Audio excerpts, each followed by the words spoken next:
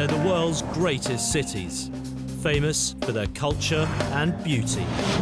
But there's something else waiting in the shadows. The scammers, the hustlers, the thieves. And they're all looking for tourists to con. Stay against the wall. Russian roulette? Are you joking me? I'm Conor Woodman, and in Scam City, I set myself up as bait. This is like being kidnapped. A willing victim to be fleeced. I'll catch the scammers in the act. You know where my wallet is. And reveal the tricks of the trade. Sorry, I'm not talking about that. Because why? It's too dangerous? And I'll expose them face to face. We are filming you scamming me. Scam City. I get scammed, so you don't have to.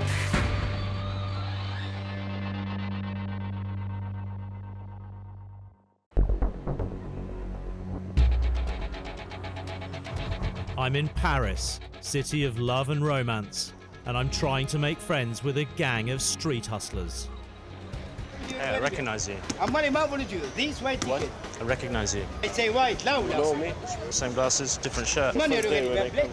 First day you came here. It's not going according to plan.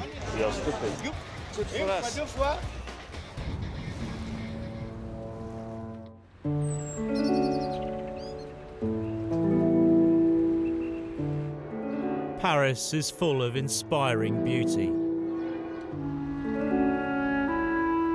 A city of fashion and elegance. Every year, around 30 million people come here. With that many tourists, there's bound to be a lot of scams. And I've come here to find out whether they've taken it to an art form. The first thing I need to pay for is a taxi ride into the centre of town.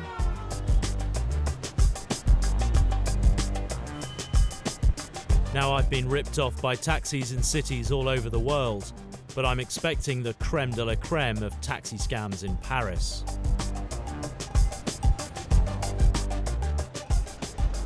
Okay, merci. Well, he took me here by a direct route. He's given me the right change. He's even given me a receipt, which is all a bit disappointing.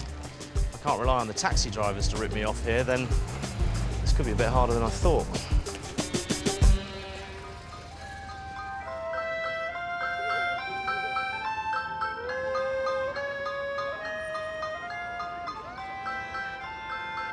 My first port of call is one of the city's highest points, the Sacré-Cœur in Montmartre. It's a magnet for tourists, so the scammers can't be far away.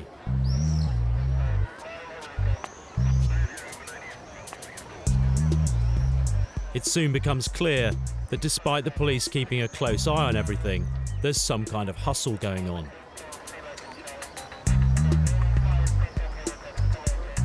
But from where I'm standing, I can't really see what it is.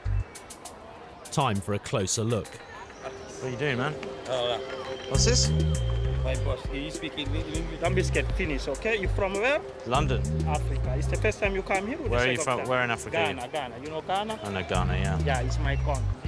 I'm not sure why, but he's tying a bit of string around my wrist. Now you make your wish, guy. 1, 2, 3. Okay, I'm gonna make a wish. Yeah. Secret. Don't tell your wife. Don't tell my wife. Look, your wallet, give small paper. What's this? Yeah, you give something, okay? Look to your wallet, you pay So small now he guy. wants me to get out my wallet and give him some money. But all he's done is tie a bit of string around my wrist. You give something. Give something. He definitely gets the prize for the most basic scam I've ever come across. Look to your wallet, you pay small guy. I don't waste all my time. Huh? Yeah, pay small. Yeah, you know you make more money if you smile more. I seem to have upset my new friend. Look at this guy. You want to be more like this guy. Look at this guy. Look at this guy. He's got a big smile. You see? I want to give this guy money, you see, because he's smiling at me. Yeah? I hand over some money, but I still don't understand the meaning behind the bits of string. What's this all about? This is Kuna Matata. Yeah. It's good for bombo. Okay, so that finally makes sense to me. You put one of these on before you make bumbles. Yeah.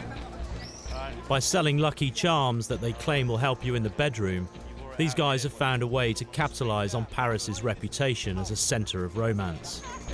Okay, my friend, I'm going to go. Okay. Nice to Thank meet you, man. Yeah. Thank you very much. Keep smiling, man. Yeah, no Keep problem. smiling. Bye. You too, man. Bye. You have to wonder why anyone would really fall for this scam. As charming as it is, my sights are set on something bigger.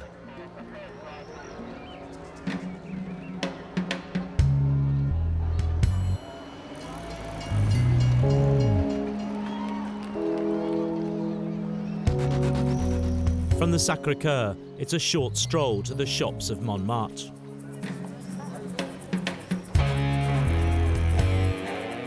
This part of Paris was home to famous artists like Monet, Picasso, and Van Gogh.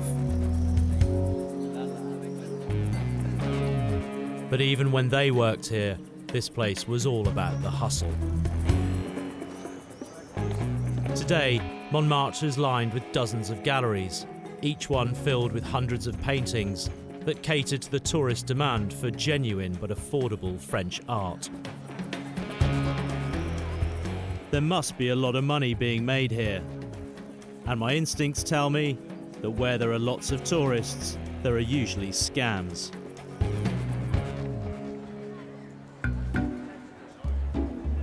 I nurse a coffee at the Place du Théâtre and watch the action. The square is packed with tourists, all looking for a taste of the real Paris art scene. And giving them their fix are plenty of wannabe Renoirs. What are you doing? Picasso. You're Picasso, are you? You've been missing for a while. What are you drawing? You? Me? Oh, why? Because you are like Leonardo DiCaprio. It's very kind of you to say. Painting portraits uninvited. I'm not sure Picasso did that. Voilà. That's how you see me. Your interpretation of me. So what do you do with this now? You pay? I pay? Oh, I thought you were just painting me because you wanted to. Normally it's 80, for students 50. That's a lot. How long did that take you? 10 minutes? I didn't ask for this. This is a donation. Okay. See you. I give him 20 euros and take another look around. I'm sure there's something more sophisticated going on around here. But even as a moving target, you're not safe. Sorry? Look, where you come from? From London? London. Another artist tries to catch my portrait, this time in silhouette with scissors and paper. Ah, now I see the price. Okay. C'est souvenir from Paris-Montmartre. Hein? Ça aide les artistes, ils sont good souvenirs. Yeah. Yes, one time in the life, mister. 20 euros seems like Yes. seems like a lot. It's pretty quick. 2 seconds. Picasso. Have a good 15 time. euros. Okay. Okay, thanks, man. Thank It's you. good. Yeah. Super model. Super. Thank you.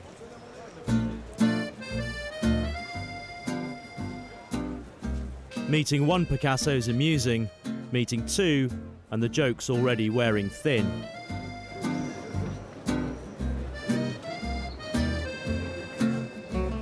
But I am on a hat trick, so I take up another position overlooking the square. And I don't have to wait long. How you feel, Mama? I'm feeling pretty good. A lot of people are taking an interest in your picture of me, so Yeah, I'm looking forward to seeing because it. it's horrible. I can do you beautiful, but I don't want to do you beautiful. Okay. At least he's not claiming to be Picasso. Let's see what he comes up with. Is this something I'm going to want to put on my wall? Oh, it's not for a wall. This is not for a wall. This is more for a bank. Because if somebody knows that you have my paintings in your wall, your house will be robbed. Well, I don't know about that, but it's nice having my portrait painted and getting to know the artist a little bit, which makes me wonder. But do you think all of the art that's for sale here is all made here, or you think some of it is imported and... Here, yes. In the galleries around, you can find the Chinese. But here, everybody must work in the place. But the fakes, they're in the galleries, maybe. Not in all galleries. But in some. But In some galleries, you have Chinese paintings. But do they ever say that it's French when actually it's Chinese? You should ask the people in gallery. I really don't know.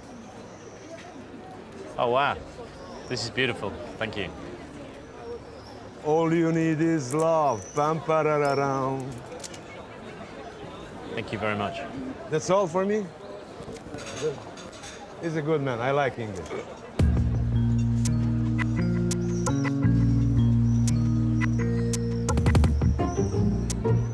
That artist seemed like the genuine article, almost like a throwback to the famous painters of the past.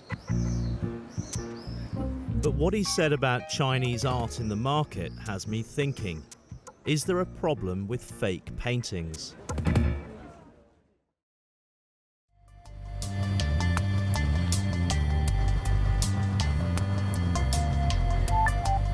I go down to the Seine to meet a local contact, Natalie, who's offered to take me to a street where there are scams wherever you look.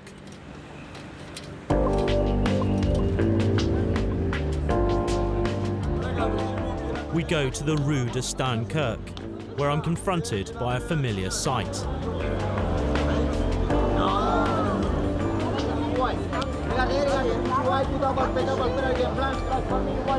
This looks like a French version of the three-card Monte, a game I've seen played in many different cities and in many different languages. One thing remains the same though, it's a complete scam. Look at this. Black for me, the white. The dealer uses sleight of hand, which encourage the victim to believe he can spot the winning bet. But play this game and you will lose your money. No, what is the white place? What is this, puppy? The dealer's teammates are planted in the crowd and appear to win, which makes you think you can win too. Look at this.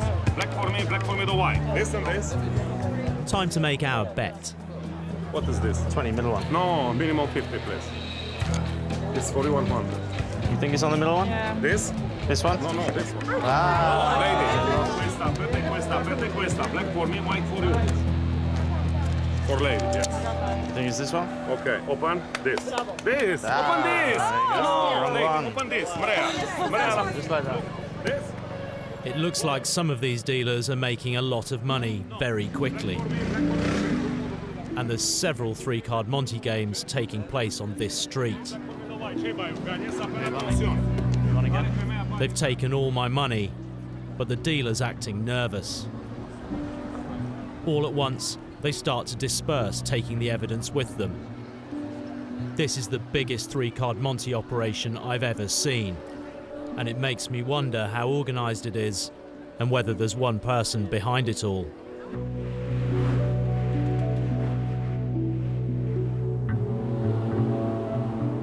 Paris is enchanting. It's no surprise that the City of Light inspired so many world-famous artists. But I want to scratch a little beneath the surface and see if the art world on the Montmartre is all that it seems.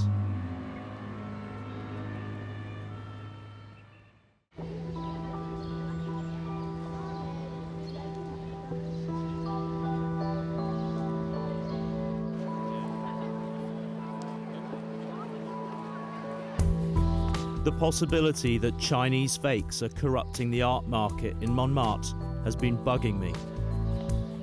I bought a painting from a gallery who claimed it was by a local French artist, but after what I heard, I'm not so sure.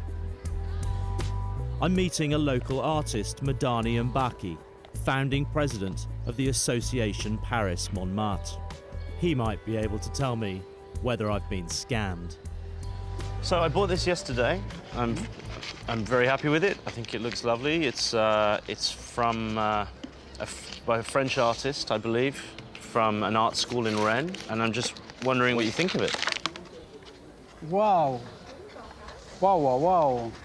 This is immediately I see the style, China style. China style? Yeah. So you don't think this was produced in France? No, never, no. And what things can you see on this that make you 100% sure that this is from China? Everything. The style, the view, the colors. In China, the artists, they take €2 for this one. Right. It's not art from Montmartre, but they can sell this, no problem. But they have to put it made in China. That's all right. Okay, but this doesn't say made in China. No, nowhere. And then Anywhere what they tell you in the shop? He told me it was this guy, Edwige, Yeah. You know, an up-and-coming French artist who trained at the Rennes School of Art. This, they add the name. They buy this without signature, and they added name. But is there actually an art school in Rennes? We have école d'art everywhere. In each town in France, we have école d'art, of course. But this is not our style. Not we know everybody know this style. It's China style, Asia style. 100%. This is produced in China. 1000% it's China. Right. I need to go. I need to go back to the gallery. I think. I hope he give you back your money, and he say, "Excuse me, I am not a good man." We'll see. Yeah, I think, yeah.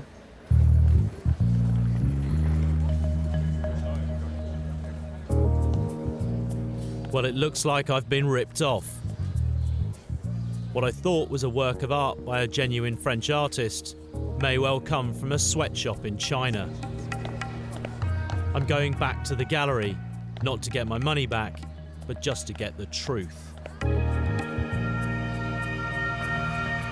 Unfortunately, I'm not sure I get to the truth. The gallery insists it's a French painting, and they refuse to appear on camera.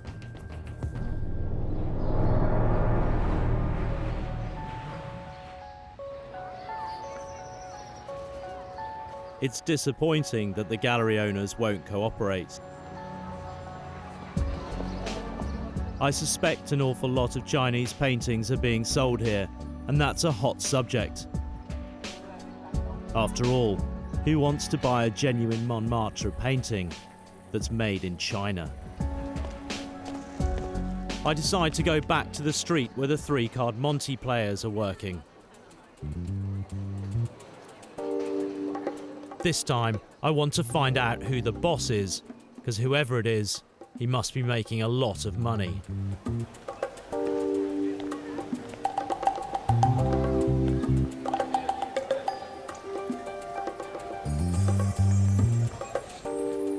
But this time the street is empty, and I can't see the game being played anywhere. Maybe it's because the police are on patrol. But then I spot the cardboard boxes, which means the players must be nearby.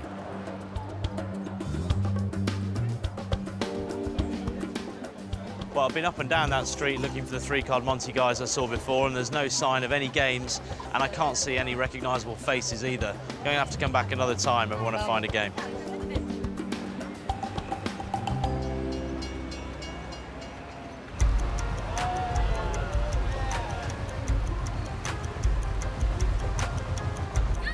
Paris has one thing in common with many other major cities around the world. It's got a pickpocket problem.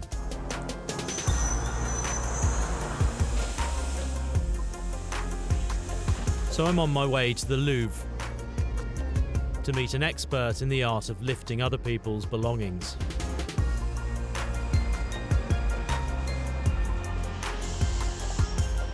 On my way, I put my wallet in an obvious place to see if I can catch any pickpockets on the metro.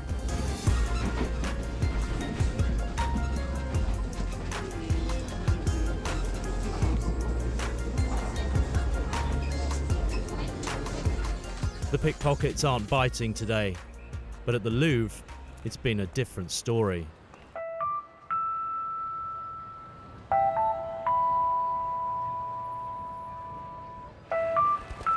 The world's most famous art gallery has been a big target for pickpockets out to steal from the hordes of tourists who come here every day. It now looks like the authorities are doing their best to clamp down on the thieves. Pickpocket warning signs are everywhere. Another one. I don't think I've ever been anywhere with as many pickpocket signs. I've come here to meet a professional called Christoph, who says he wants to give me a pickpocketing demonstration, not as a crime, but as an art form. And what better location than Paris's biggest art gallery? So, if you don't mind, I'm going to run my secret cameras, Yeah. and I'll follow along behind you, Yeah. and I'll watch what you do. Okay. If I steal something, I will get it to you. So if you take something, you're going to pass it on to me? Yeah. I give it to you. Okay, and I'm going to give it back to the person. Someone catch me, sorry. Okay, fine. You can. Just so you know, I have to find the person and I have to give it back to them. Yeah, Exactly. yeah. That's... Okay, well, let's see you at work. Let's go.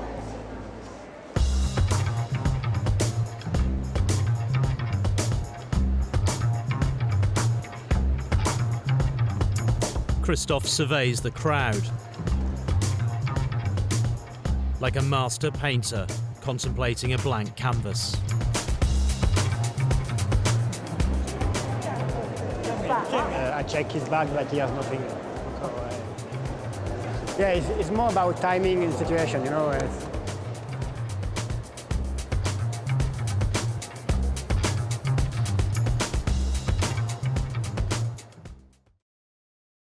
Fine art painting is often about different ways of seeing the world.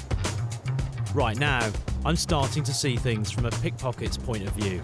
That tour guide saw us. Yeah, I know. It's why I say, okay, it's not possible. Okay, we'll go close to the information desk because people are waiting there to ask information, so it's the best place to steal people.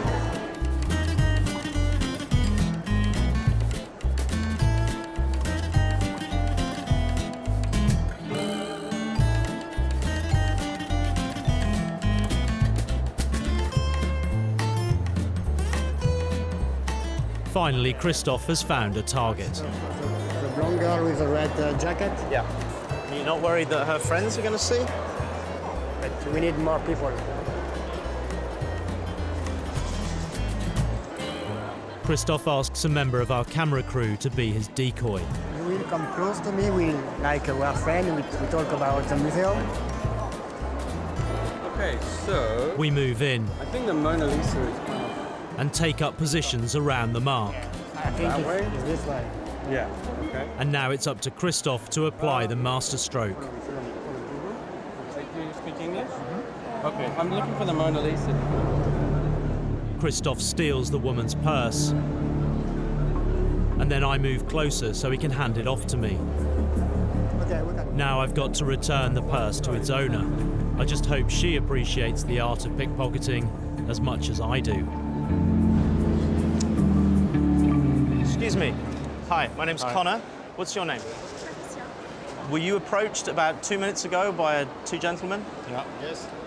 Yeah? One of them is a pickpocket.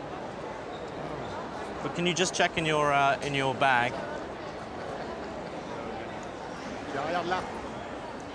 I think you're looking for this. Oh, yes. Thank you. I'm very, very sorry. He picked you out as somebody who was vulnerable, and he's very good at what he does. Our victim took it well, but she better be more guarded about her possessions in future. With our mission completed, Christoph and I head outside for a chat away from the security cameras. Pickpocketing is art for me. You know, it's not only steal people, okay? It's a way how you do it. Because you have to have a skill. So you're the Leonardo of French pickpockets. Yeah, I think so. And what's the most you ever made in one hit? I am sure it was Japanese guys and maybe about 2,000 euros. 2,000 euros? Yeah. Just Yeah. in cash, In one cash, lift yeah. like that. Japanese in cash. So do you think you're an artist? Yeah, I think so. Because you have to have a skill. I think pickpocketing is like commedia dell'arte, you know? You are funny sometimes you are sad. You are an actor. The best and when you have two people, so as we did, Yeah. so you have nothing on you, okay, sorry, I have nothing. You can check on me, I have nothing, no your wallet, nothing, so Okay. Why is the lobby the best place? there is no camera. In the lobbies there's no no piece of art.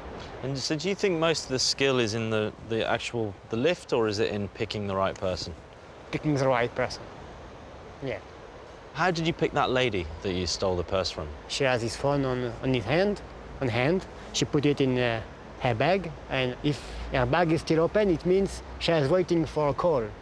So for me, it's perfect, you know. It's amazing, isn't it, that all around that museum there are posters saying, beware of pickpockets. And yet she can stand there with her bag here, open, phone, wallet, everything, just waiting to be stolen. Yeah, but the human nature, you become lazy. And pickpocket are waiting for that. So it's the perfect crime. It's not a crime, it's an art. Well, I've seen a few pickpockets in my time, but that guy is something else. I love the way, bold as brass, he talks about what he does, not as a crime, but practicing his art in the most famous art gallery in the world.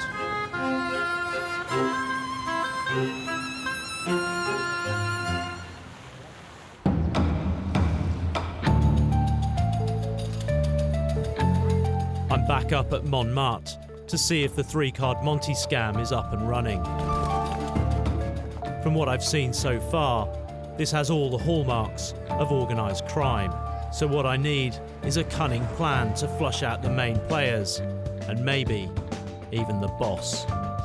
Okay, so I have a little trick up my sleeve, going back to where the 3-card Monte guys were operating yesterday.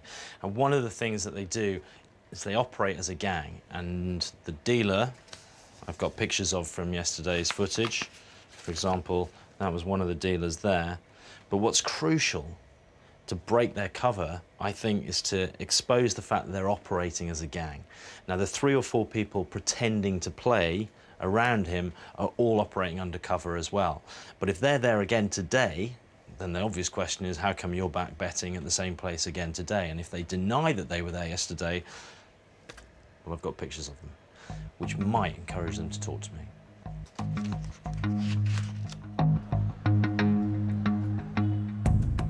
I go back to Rue de Steinkirk, and I'm in luck.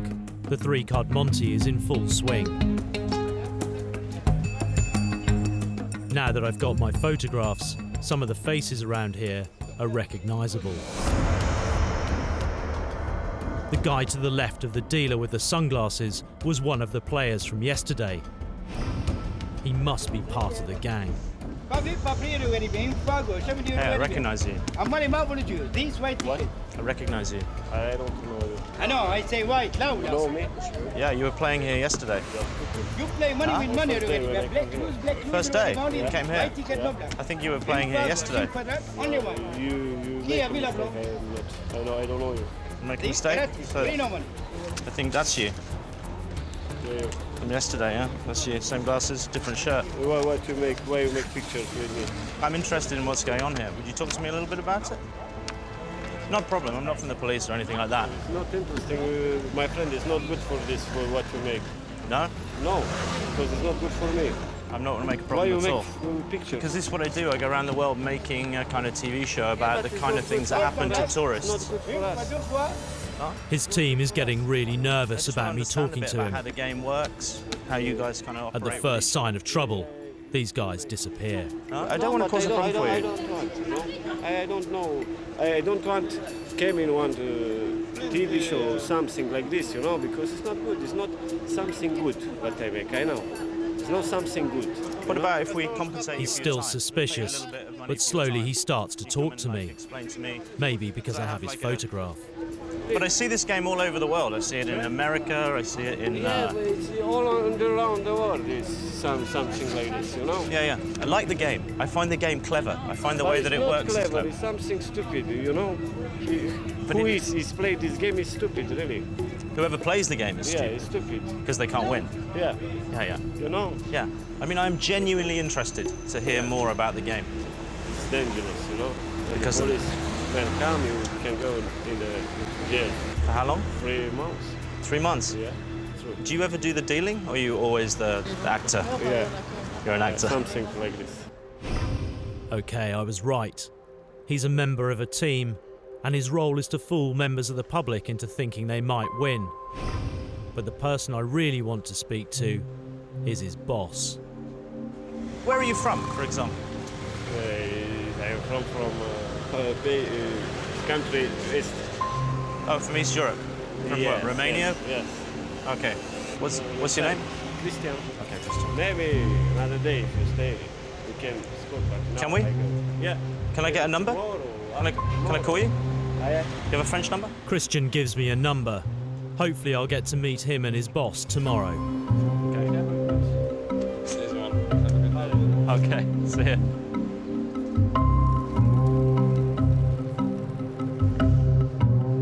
I was so not sure whether he was going to flip or not. When I first started speaking to him, he was adamant, no way, I was not here yesterday, I don't know you, I don't know anything about this game.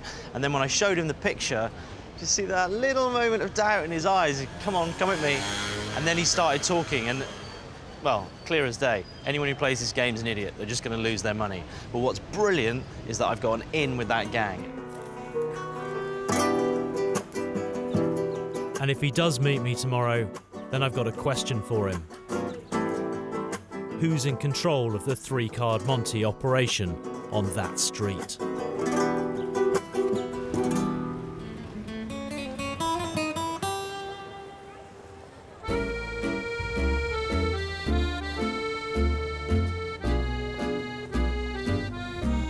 There's another type of hustler in Paris.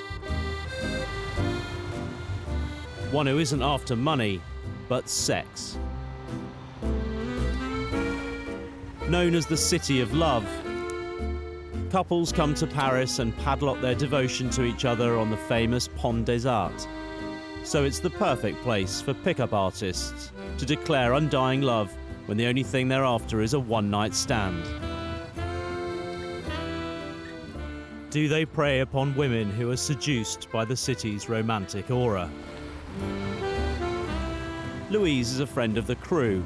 She's agreed to act as bait so we can observe a pickup artist in action. Hi. Connor, nice to meet you. Nice to meet you too. Can you step in quietly over here? I've got a plan. Okay, so I've heard there's a whole bunch of pickup artists that operate over here by the fountain around this kind of time, and I want to see kind of how they operate. And a girl like you is absolutely perfect to be bait for me over there. What I'd like to do is put a microphone on you, okay? Maybe get you to carry a camera. Okay. This is going to be your secret camera. Yeah. And we're just going to put that over this shoulder. Okay, Yeah. this. Then I'm in the shot. Hello. Yeah, cool. Perfect. Let's see what happens. Okay. Okay, great.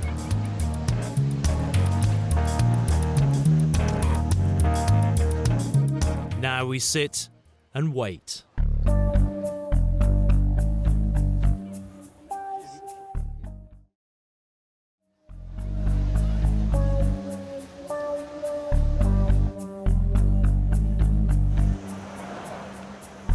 There are loads of guys walking by checking her out. I mean, this is Paris, and this is a romantic place.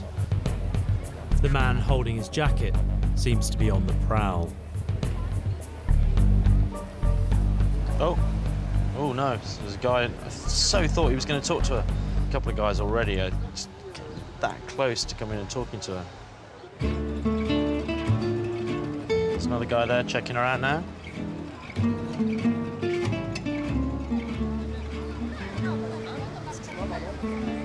Oh, it's gone in. I don't understand, You don't understand? Are you speak English? sorry. I do, yeah. Where are you from? I come from London. That's cool. And you just come here for vacation? Or? Yeah, I mean, yeah. He speaks English, which is good. He's established that she's from London. She's playing it perfectly. She hasn't said that she lives here. You just come along here or what? I'm meeting up with friends in a couple of days. Ah, so you're just alone now? And For the time being, yeah. visiting? Yeah, Ah, just that's okay. visiting. I was with some friends. And you lost And, them? yes, I lost them. Oh, he's lost his I'm friends. alone. I don't know Oh. what to do. Very busy. No But you'll be very nice, so maybe I can take your number, I don't know. Oh, he's got his phone out. He's asked for a number. You get to know me later, you know. I don't know. Yeah. Because what do you have to do tomorrow? After Tomorrow I have time. You have time, okay. He's taking a number. He's 5'8". taking a number. 7'8". Excellent. What's your name? My name is Louise. She used her real name. Oh, brilliantly. Oh, a couple of kisses. They've exchanged numbers. Excellent. Okay, brilliant. Oh, she's done a great job. You made a little friend.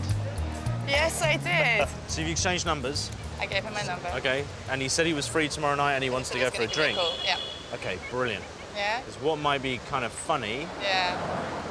is if you arrange to meet him for a drink, Yeah. but rather than you turn up, We send someone else.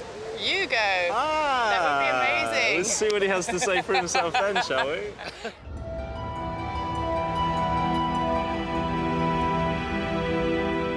With so many people looking for love, Paris must be the ideal spot for a pickup artist. But tomorrow, I'll try to persuade one to reveal the tricks of his trade.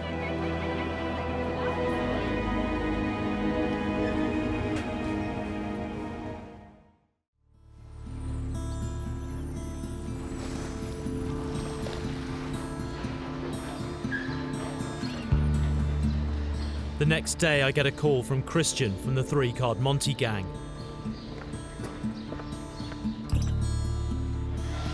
He says his boss wants to negotiate giving an on-camera interview. Hey. Hi. We decide to secretly film the meeting. He's very nervous. He has only one thing on his mind. Pas grand-chose qu'il est sorti. Si vous voulez faire un grand speech, un grand joke, si vous êtes disponible de payer, oui. Sinon, c'est pas la peine. Moi, je vous explique parce que moi, je gagne bien ma vie. C'est pas la peine que je dévoile ça pour rien du tout. Parce que moi, je perds pas mon temps. Je vous explique comment ça se passe. Je vous explique comment ça se passe ici. Comme les gens ils sont venus, combien d'équipes, tout. Comme ils sont fait arnaquer les touristes, tout. Mais pas pour rien. Je peux pas faire ça pour balancer tout le monde. Je n'ai pas besoin de 100, 200, 300 euros. Pour moi, ça ne me regarde pas. Ça, c'est pas l'argent pour moi. Moi, je bossais là 1 heure et je gagnais ma part 800 euros, vite fait. Tu comprends? Voilà. But I'm not here to pay them. I've come here to get information. Are you going to play today? Bien sûr, 15 minutes, 20 minutes, ça dépend. Il vient les polices, on a des guetteurs partout qui regardent, tout ça. En équipe, il y a 10 personnes dans une équipe. Il y a des responsabilités pour les gens qui regardent à gauche, à droite. Moi, manipulateur. Et pourquoi est-ce que c'est vous qui faites les choses? Et pourquoi c'est pas Louis? Lui, il sait pas le faire. Okay. Il sait le faire, mais... My scam is to keep him talking. He's happy to chat, and without him realizing it, he reveals a few tricks of the trade. J'avais 14 ans. Il n'y a pas d'école, ça vient, c'est naturel. C'est pas question de vite ici, c'est pas la vitesse. C'est dans ma main, c'est là. Dans ta tête et dans mes mains. Moi, je parle un peu anglais, je parle un peu italien, je parle un peu espagnol. Il fait la base pour les jeux. Il fait appeler les gens, il fait bien expliquer. Arrêtez d'enregistrer. These guys clearly aren't stupid. He realizes he's saying too much, and he guesses that I've been filming all along. Ok. Là, stop. C'est bon. Okay, fine. Even for half an hour, I'm not interested. Oh no. And with that, he's off. Merci beaucoup. Merci. Merci. He's adamant that he won't tell me anything more about his scam, but I've already heard quite a lot.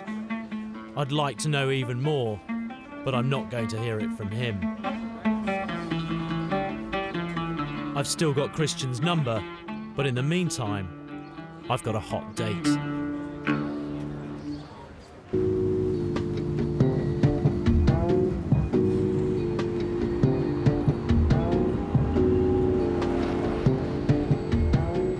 Okay, Louise has arranged to meet her French pickup artist at a little cafe down here. What he doesn't realise is that she's not going to turn up. I'm going to turn up in her place. And then I'm going to see what he has to say for himself.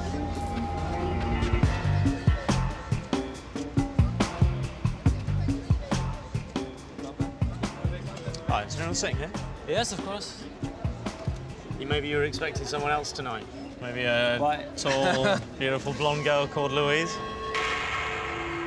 Don't worry. I'm not the boyfriend. Okay, it's okay. Fine. I got a confession to make. Yes, okay. I set you up a little bit. I heard the place where you met Louise yesterday was where lovers meet in Paris. Yes, sometimes. Yes, it's a very beautiful place. Yeah. Indeed. And Indeed. and I also heard it's the kind of place that men sometimes go and pick up girls. Sometimes, yes, of course. So when you were doing your magic Yes. I'm afraid I was watching. Ah, yes. Yeah. Oh, that's bad. Huh? Is that a place that you go and pick up girls often? Paris is a really, really beautiful city, so everywhere is a good place to meet girls. Do you think there's more beautiful women in Paris than anywhere else? They are the most beautiful women in the world in Paris, I guarantee you. You guarantee me? Yeah, I guarantee. All my money back. Yeah.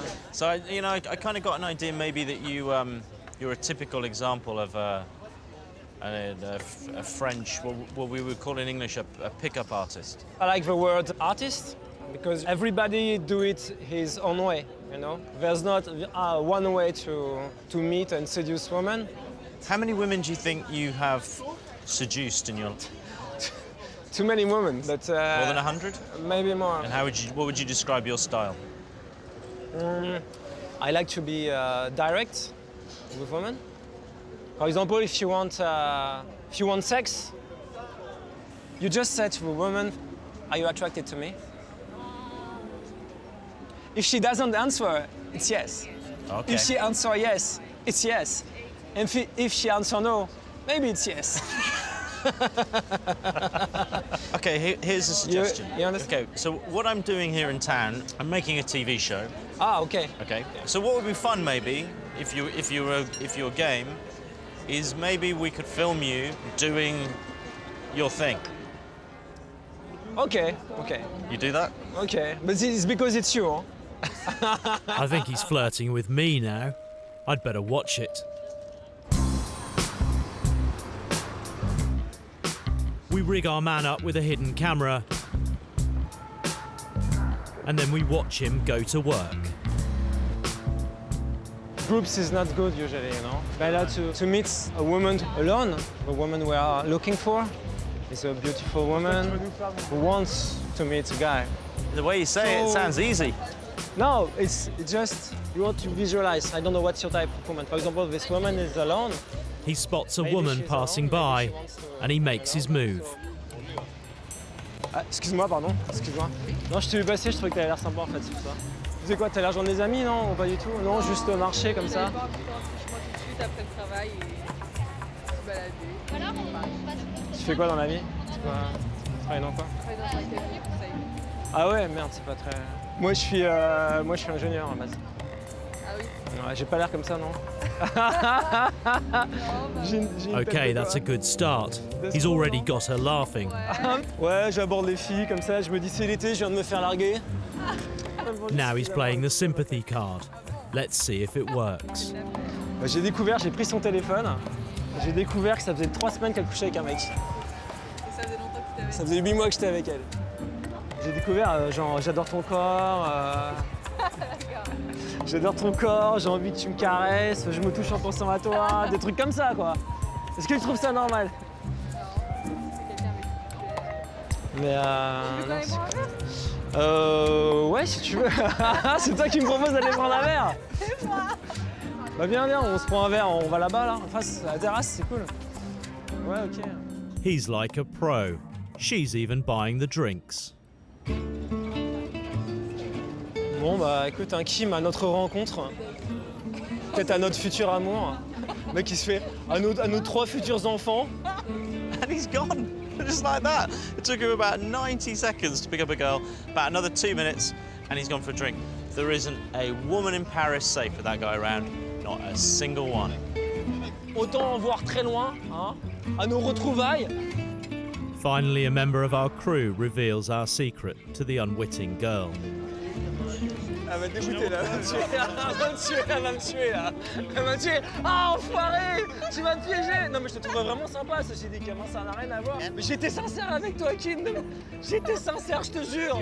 Parce que moi, en gros, j'ai tout à perdre. Hein. Genre vraiment. Parce que moi, après ça, les meufs vont le voir et moi je me grille internationalement. Je te l'ai direct.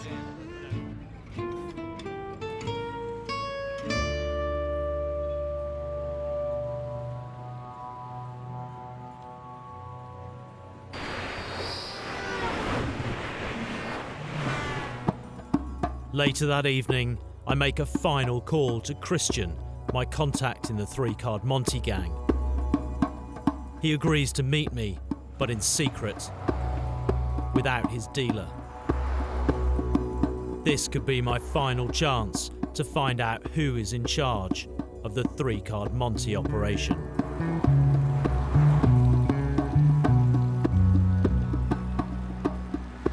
Hey man, nice to see you.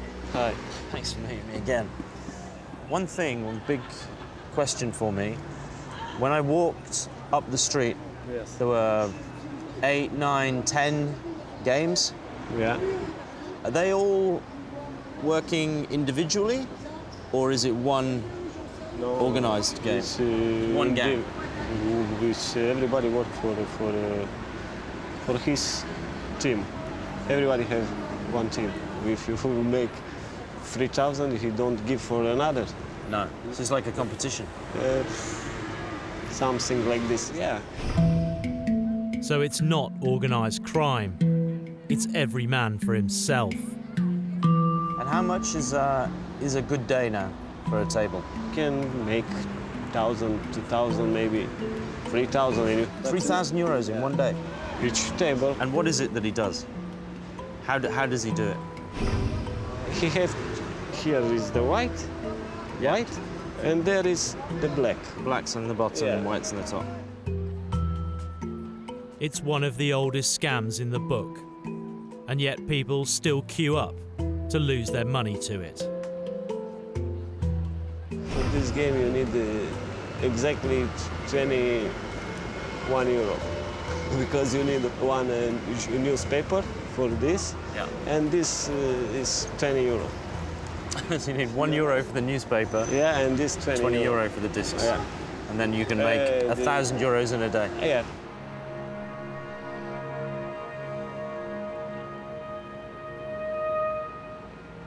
Well, I've got to say I'm pretty surprised that there's no one individual running all of those tables down that street. But actually, once he started to explain it to me, I could kind of see why.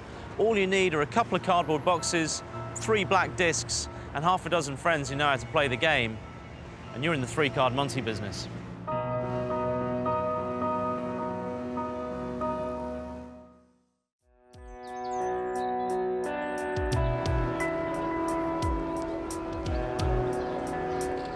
Paris's elegance is obvious for all to see. And it's easy to be seduced by its charms. But don't get too distracted by its artistry, because its scam artists could leave you with a very different impression.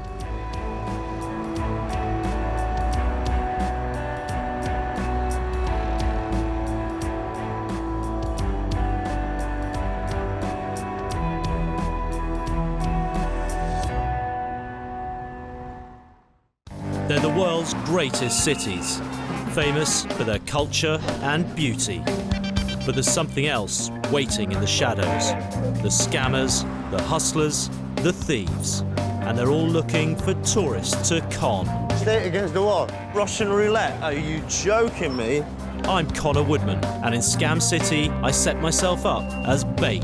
This is like being kidnapped. A willing victim to be fleeced. I'll catch the scammers in the act. Do you know where my wallet is? I don't know. And reveal the tricks of the trade. Sorry, I'm not talking about that. Because why? It's too dangerous? And I'll expose them face to face. We are filming you scamming me. Scam City. I get scammed, so you don't have to.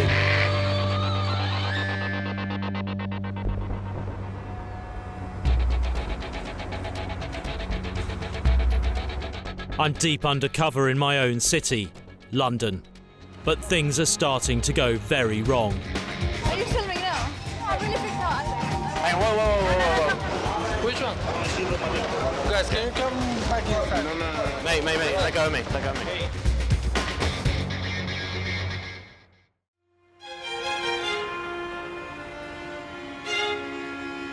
London. A city built by the Romans, later flourishing on the plunder of an empire that spanned the world.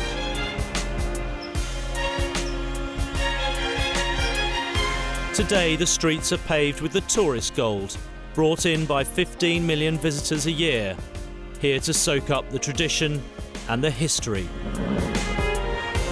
London's beauty may glisten and shine, but it's always had a dark side, and I'm here to find it. Well, it feels a little bit odd being in my hometown looking for tourist scams, but that's exactly what I'm going to be doing for the next week, looking at London through tourist eyes. And if anyone asks me, my cover story is that I've come down on holiday from my old hometown, Birmingham.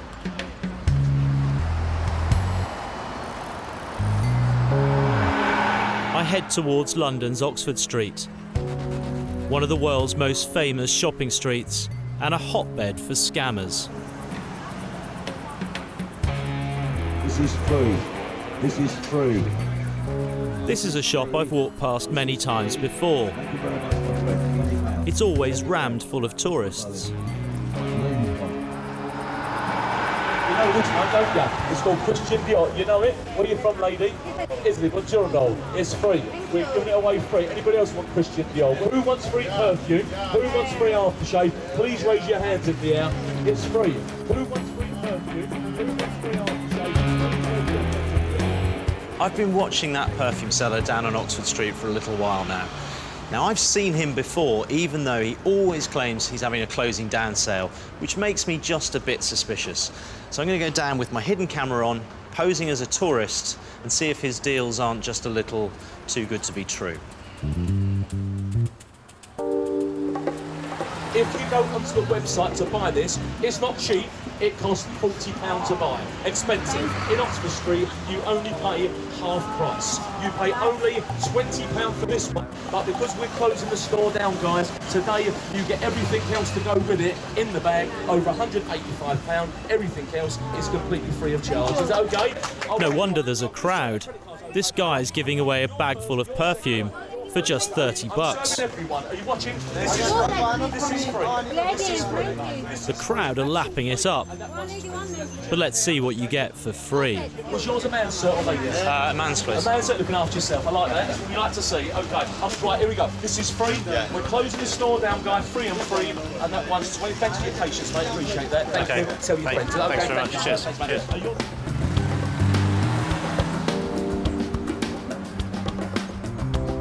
Well, as I suspected, not everything there is quite as it seems. First of all, he's offering free perfume, but then when it comes to it, you have to buy one to get the others free. And then when you do buy them, they're not even the perfumes that he was advertising. But what makes me really suspicious are all those other people that were buying perfumes at the same time. They can't all be genuine customers, can they?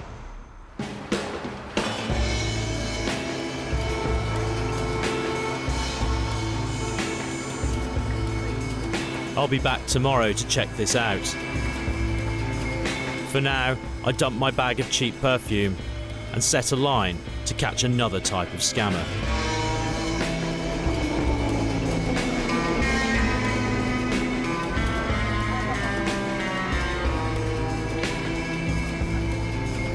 I'm on the oldest subway in the world, looking for one of its oldest problems, pickpockets. But can I capture one on camera?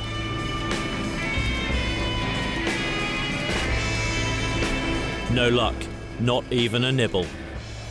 After several hours of train hopping, I give up and head to London's trendiest new tourist hotspot, Hoxton.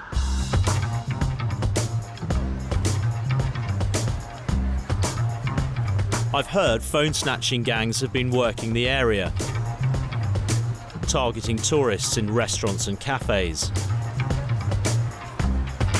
Like everyone sitting around me, I leave a phone on the table in plain sight. Let's see if someone takes the bait. It's just not my day. I've been sitting here for an hour and nothing's happened. You alright, man? All right, mate, yeah. How are you? Fine, fine. How are you? Yeah, good, man. What's this guy up to? I see you somewhere, man. See me somewhere? Yeah. Like in any club or pubs. I'm pretty sure I've never seen him before. That's why I think I see you somewhere, man. Oi! Oh, fuck. And bingo, there goes the phone. You with him? No, man. Well, let's go and call your friend, shall we? I don't know. Let's go and call your friend. I tell you, I don't know who that guy, man. Who take your phone, who nick your phone, who snatch your phone. I only... What's your name, my friend? My name is Ashish, man. Ashish? Yeah. Ashish, I'm Connor.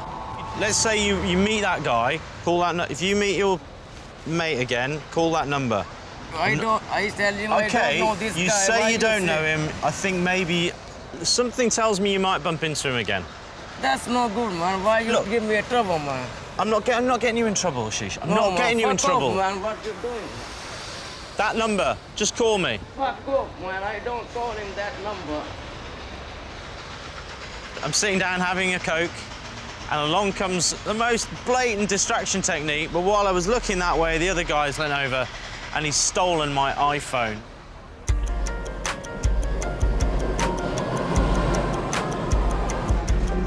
I know it's a long shot, but I'm going to look for the guy who stole my phone.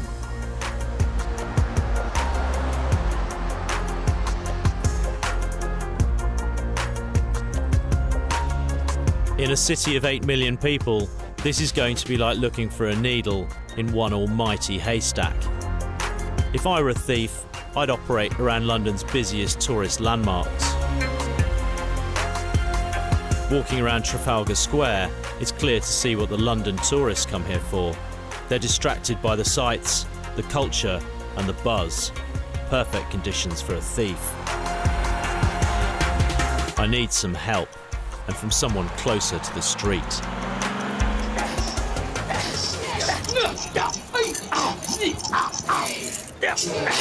Thank you very much. Thank you. Thank you to you. The exit is this way. You may come forwards. Thank you. Thank you. My God, it's hot. Thank you very much. Nice to meet you. Thank you. Can I have a bit of a chat with you? Yeah, of course. You got a break between shows? Yeah, I got an hour and a half off. I explained to the street performer that my phone's just been stolen, And the money's round but he's not comfortable talking in the square. The new money is. It's quite quiet round that way and out the way.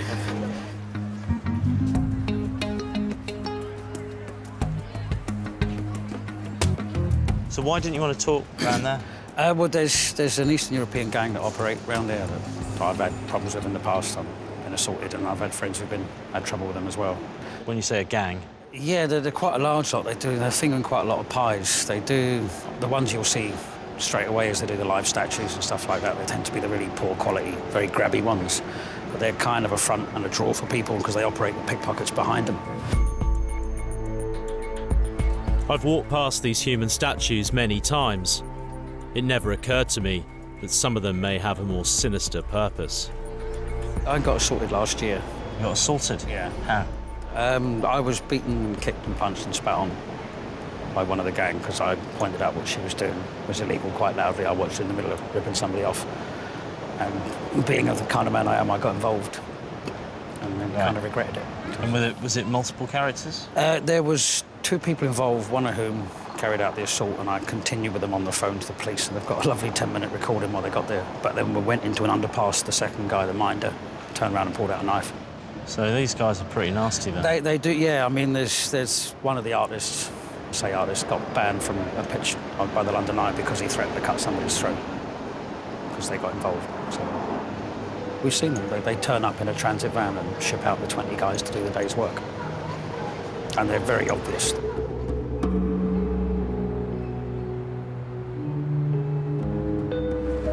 From what Lee said, these are organised pickpocket gangs targeting tourists.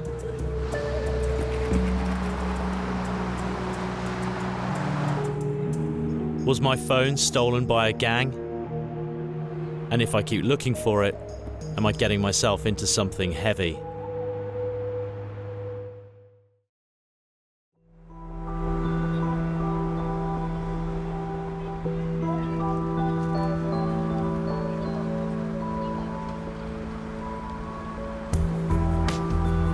Lee, the street performer, told me that many of the pickpockets working London streets are linked to bigger gang organisations. There are 300 phones stolen every day in a racket worth millions of dollars a year. But is it all controlled by an organised network? I've loaded up the tracking software to see what happened to my phone after it was stolen, and it shows quite clearly where I was in the centre of town, all the way up east, and stops at the exact spot there in Hoxton.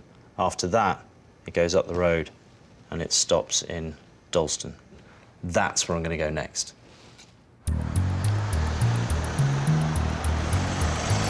All right, mate. Black cab drivers see and hear everything in London. If anyone's going to be a source of information, they are.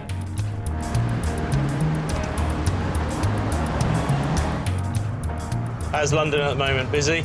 Not today. A bit quiet, to be honest. I had my phone nicked. Really? Yeah. Oh, what, in London or? Yeah, in London, yeah. Really? I've had 2 women in my cab in the past that have had their phones stolen and just snatched. And very close to where my wife works as well. So, Where's that? Gray's Inn Road. OK, not a million miles from where I had mine. Really? nicked. Where was yours pinched in? Hoxton Square. Could there be a link? What was his technique? You know, you stick it on a table and you don't think twice about it, do you? You know, if you wouldn't stick your wallet on the table, would you? How much does a phone cost? Oh, I don't know. How much are the iPhones? 400 quid, something? I don't know, I'm guessing. I mean, I imagine they can sell them on for, even if it's half of that. Yeah, they're making themselves a killing. The 2 instances that I heard about, it was the same operation both times. Kids on push bikes. So one of them's barged the lady, and then while she's distracted, the other one's just ripped the phone out of her hand, and then they've had it away on the bikes. You hear of it all the time. You know, because you just got to be careful, haven't you? I mean, there is a criminal element about, isn't there? Yeah. Unfortunately.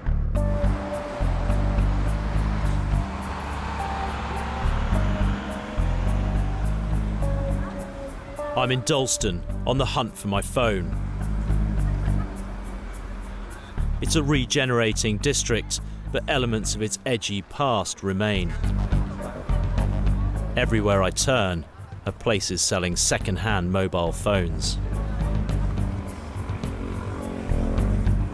OK, we're going to go undercover in some of the phone shops here in Dalston. I'm pretty sure my phone at some point was here. Maybe someone was trying to sell it. If they were, I want to ask some of the shop owners. First of all, do you buy phones? And secondly, if you do, have you got my phone?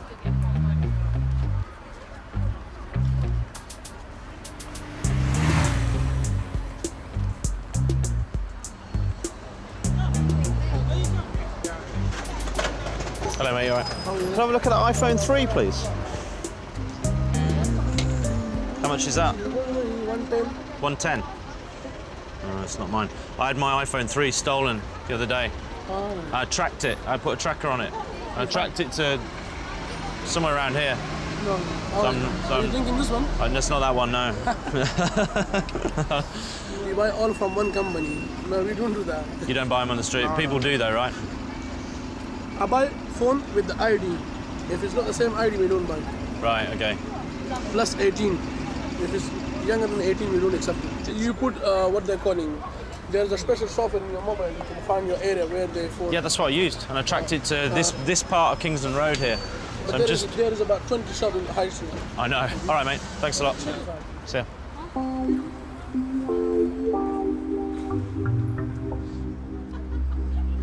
Hey, all right, mate. I'm looking for a cheap iPhone 3. Have you got any? Yeah. Haven't got any threes? 4? Yeah. All right, fair enough. Thanks, mate. I check out more shops, but they all claim their stock is legit. No one admits to fencing hot phones. I'm checking the tracking software on the iPhone again. Now, the shop in Dalston say they have no recollection of seeing my phone, but that's the last point on the map. So they must somehow have disabled the tracker. And for me, the trail's gone cold.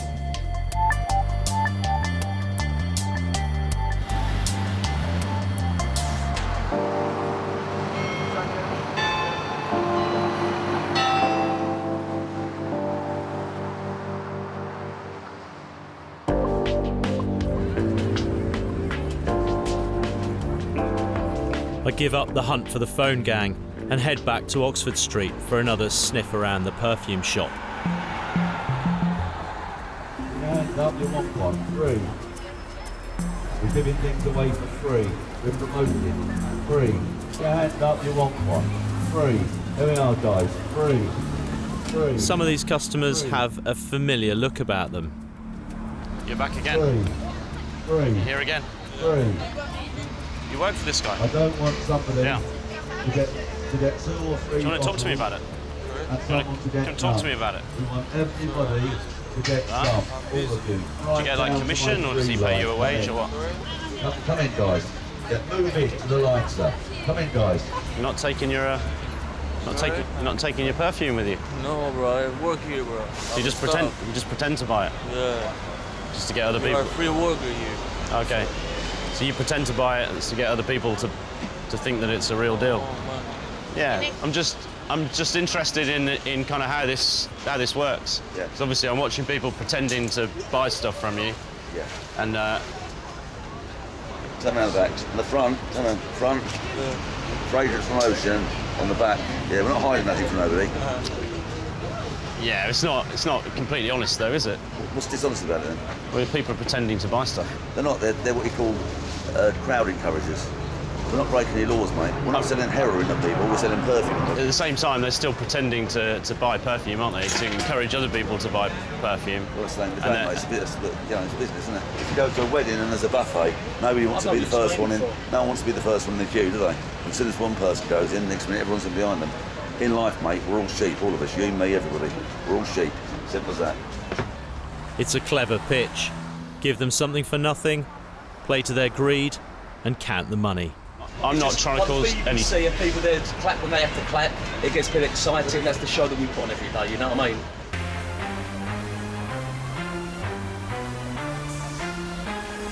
I'm also giving everybody a very nice free bag to carry it home in. Well, a good old-fashioned bit of British showmanship is how they see it. We're just putting it on for the tourists, mate. It's an old business, and it works. And my God, they must sell a good bit of perfume to be paying the rent on that place.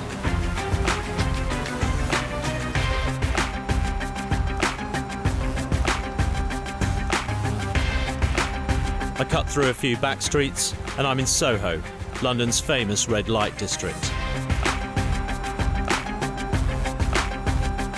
A must-see in every visitor's guidebook. Soho's sex clubs and bars have a history of fleecing tourists which goes back hundreds of years. But do they still deserve that reputation?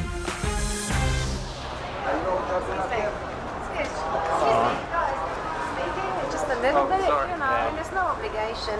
It's nude striptease and live shows. It's 5 in, and want a drink, £4 minimum, 4 for soft drink, 5 for beers. Got full naked live shows. Fancy that? Okay.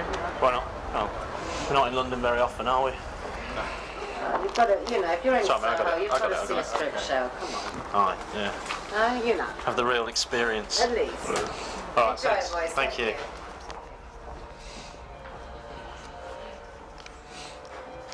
All right, thanks. Thank you. Let them see over there. All right. There's no one here. This place is dead.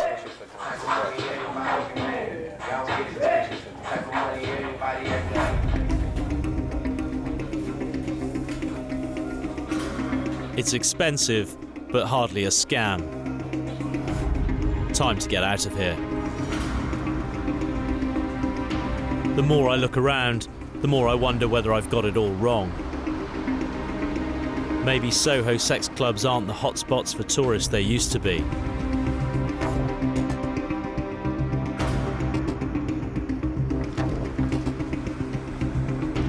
So what's happened?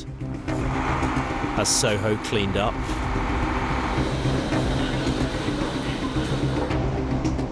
I'm on my way to meet a guy who's wired into the area. I'm going to get the lowdown from Sid, an ex-undercover officer in the Metropolitan Police who still has links to known criminal networks here in London.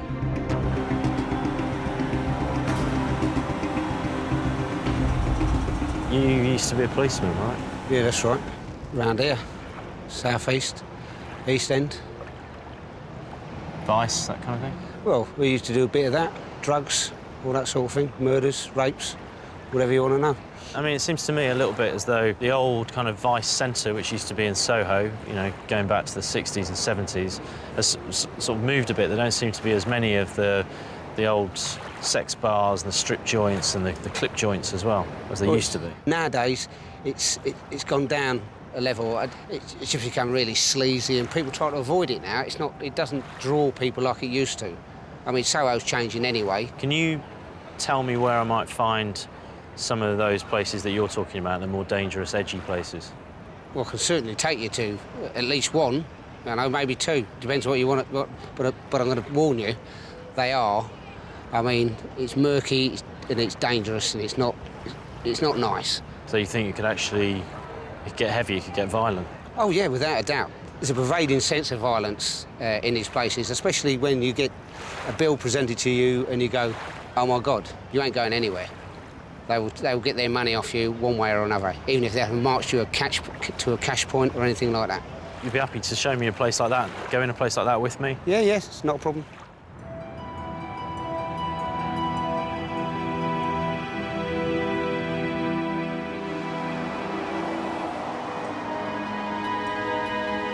I take Sid up on his offer. We make our way towards Covent Garden. This is the London of fashionable bars and cafes.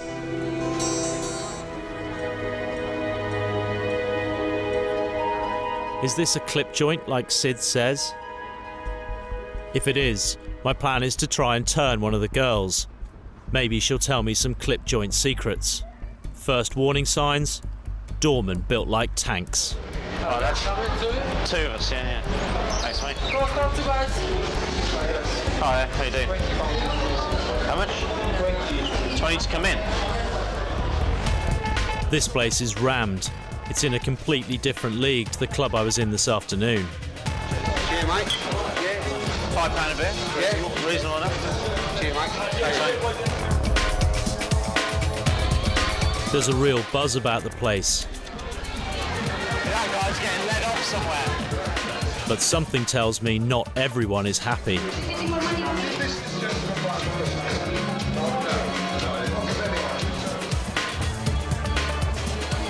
a lot of tourists in here. Yeah, I mean, look at those guys over there, they're tourists. This is not the kind of place to get busted. I need to be careful.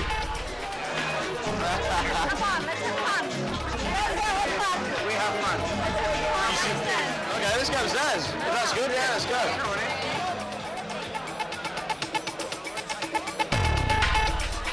We're offered a dance by two of the girls. This could be my chance to find out what's going on in here.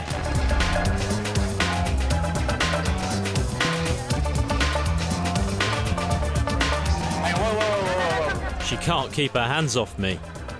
No. Busted. They found my hidden camera. Are you filming right now? Yeah. Are you filming now? No, I really think not.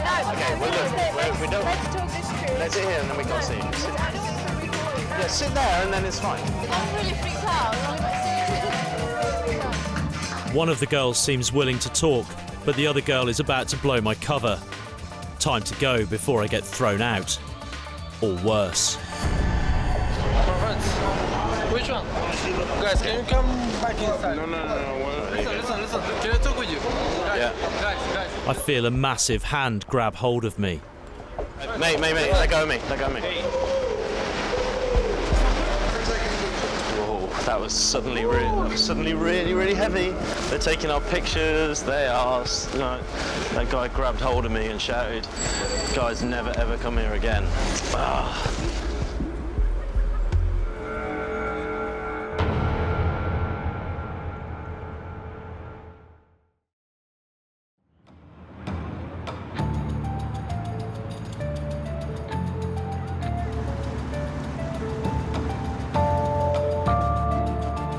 The events of last night remind me of how dark London can be.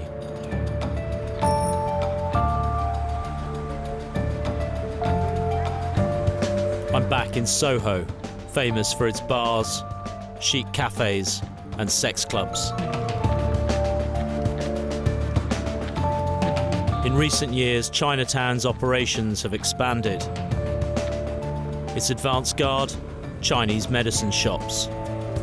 But can everyone really be coming here for ginseng and tiger balm? My cover story? I've got a dodgy shoulder. This looks as good a place as any to start.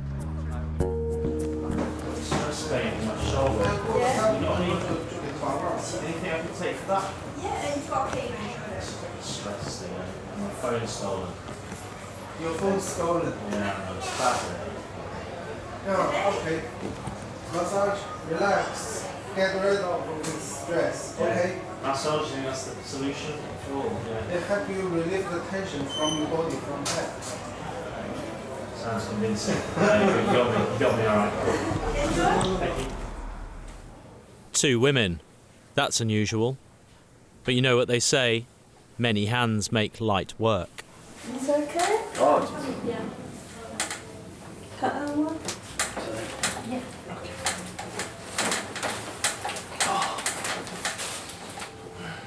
I'm so relaxed I could almost nod off. You like in drama? Sorry? How do you mean?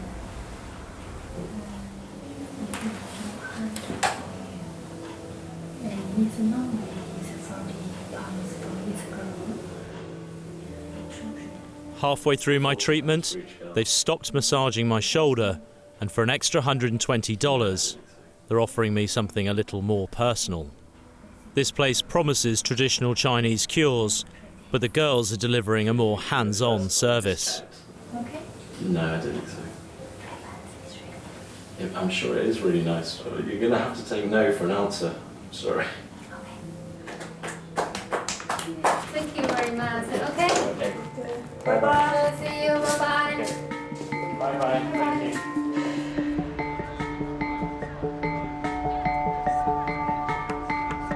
Wandering around Soho, suddenly I start to see these Chinese herbal shops in a new light. Are there others operating in the same way? There's only one way to find out. It's a dirty job, but someone has to do it.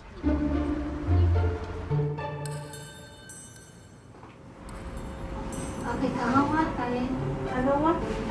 You get front now? Yeah. What front? Pay money. If you want this one, pay money extra. Extra money. Yeah, but how much extra money? £30 each. £30 each? Yeah. That's for Have a job? hand job. Oh, no, I'm okay, thank you. Okay, that's 2 out of 2 that have offered me a happy ending. Time to try a third.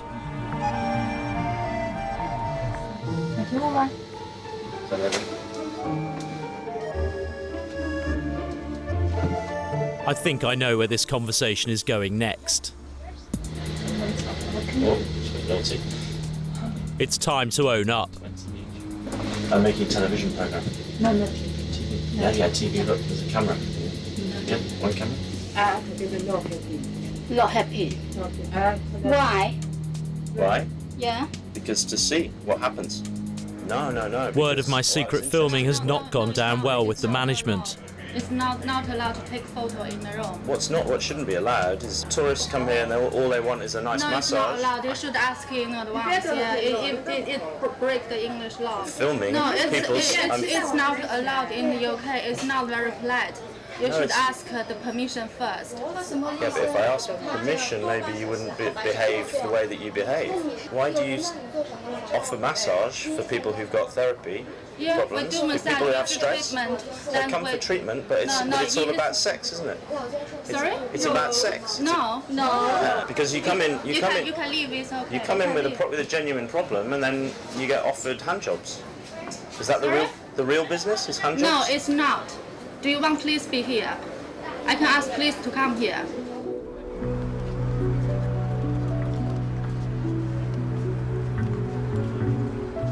You know, they might have cleaned up a lot of the sex clubs in this part of town, but the gap in the market hasn't lasted long.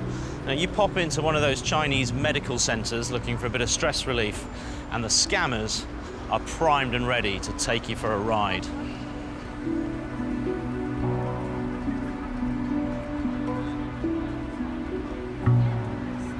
The search for the phone gang has gone quiet.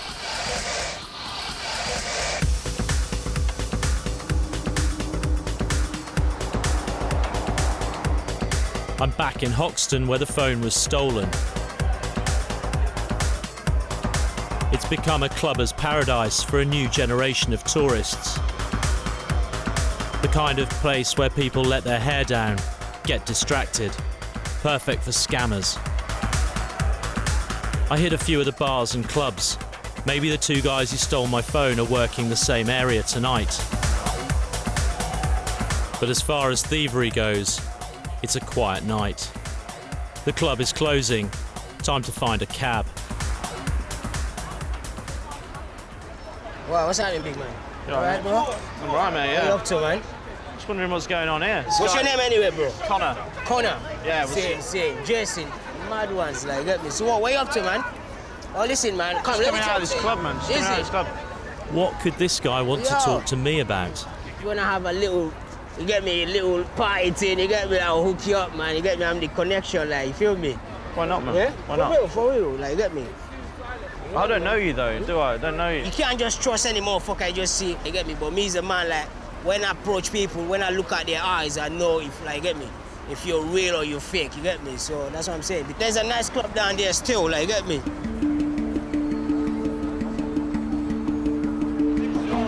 Jason's using me for something. But he's tapped into the local area. So maybe I can use him. Nah, man, I had my phone nicked, so...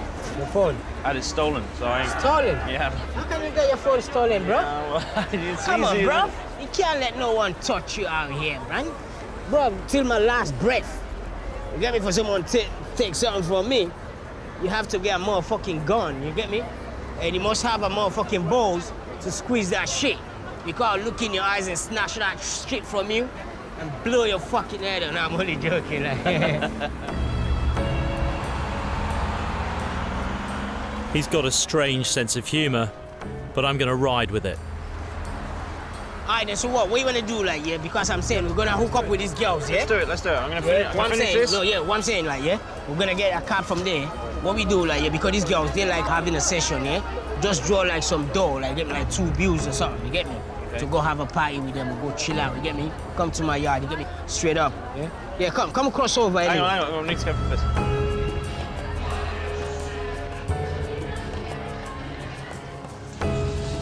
There is something fundamentally shifty about this guy, and ordinarily I wouldn't trust him as far as I could throw him, but he does seem to know everyone on the streets here. He might be the perfect person to help me find the kind of people I'm looking for.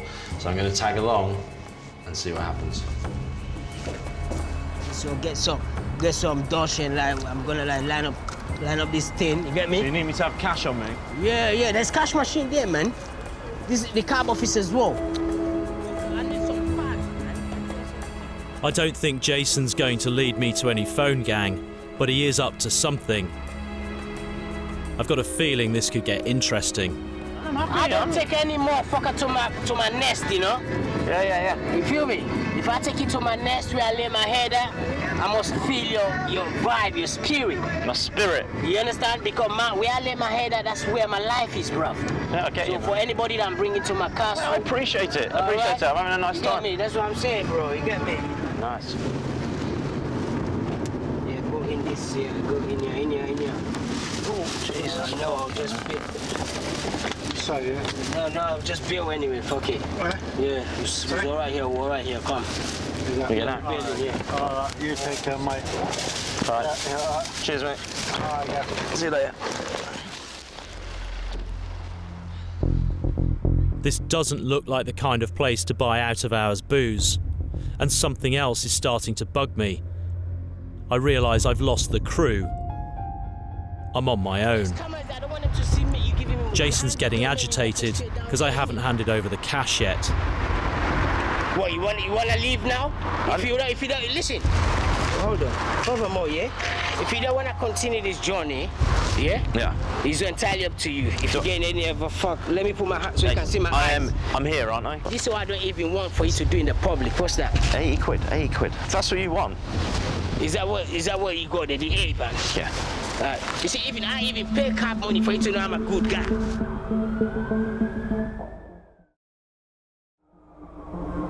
Moment of truth. I hand Jason all of my money, and he promises to be back with the booze for a party.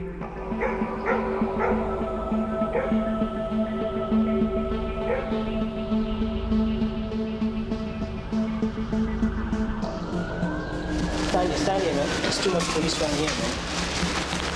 1 second. Okay. How far is it? 1 second.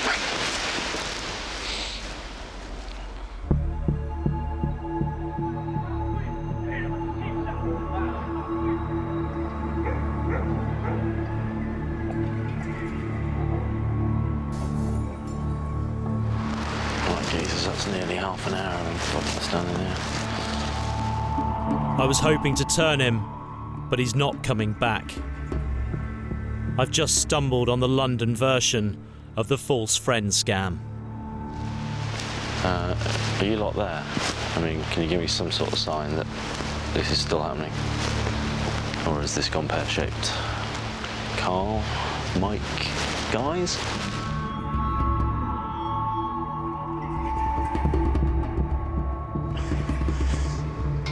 I think what's happened here is that Jason has gone. I don't think he's coming back. And I've got no money, I've got no phone. I'm in, I know not where, somewhere in East London, and somehow I'm gonna have to get myself back from here. And I have no idea how I'm going to do that.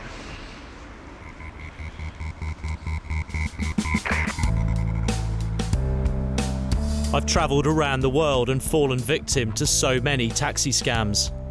How ironic that stranded in my own city, it's a taxi that comes to my rescue. Right, mate, top up up. Literally been cleaned out, like loads of money at home. Cool. Oh, thanks, mate. It's a long story.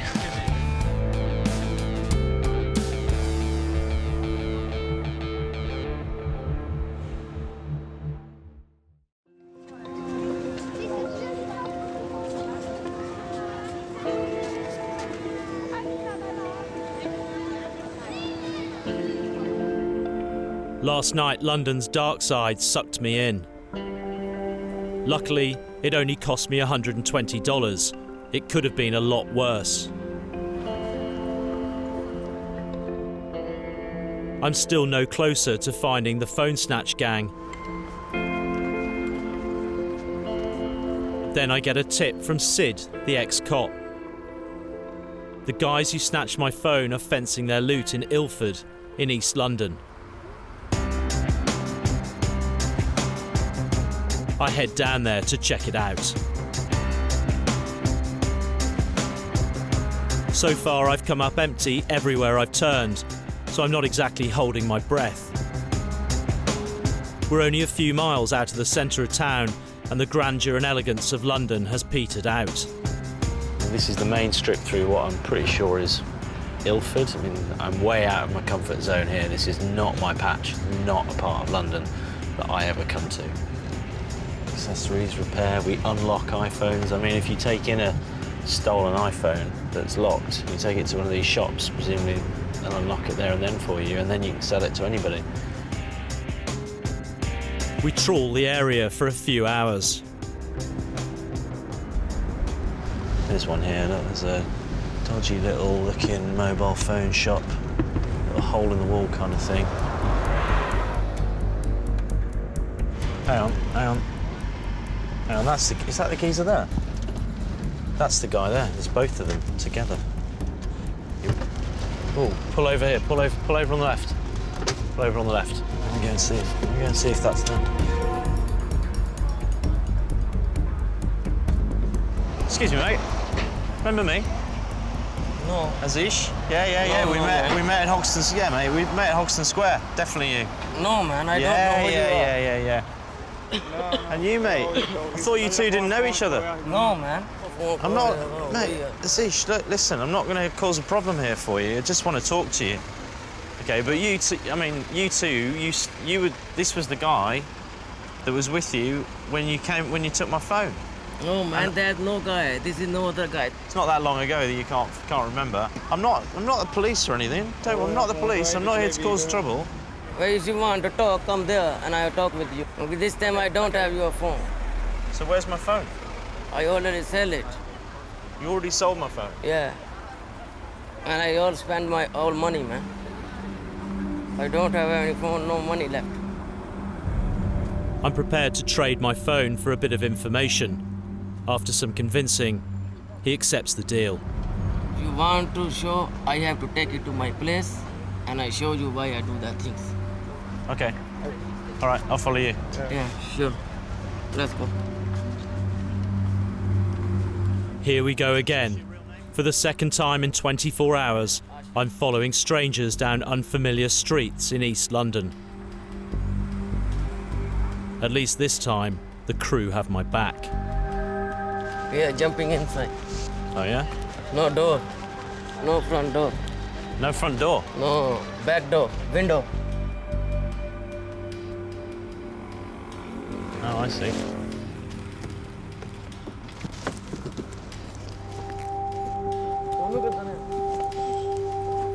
Whatever they're doing, they're not investing their money on home improvements. Be careful from here.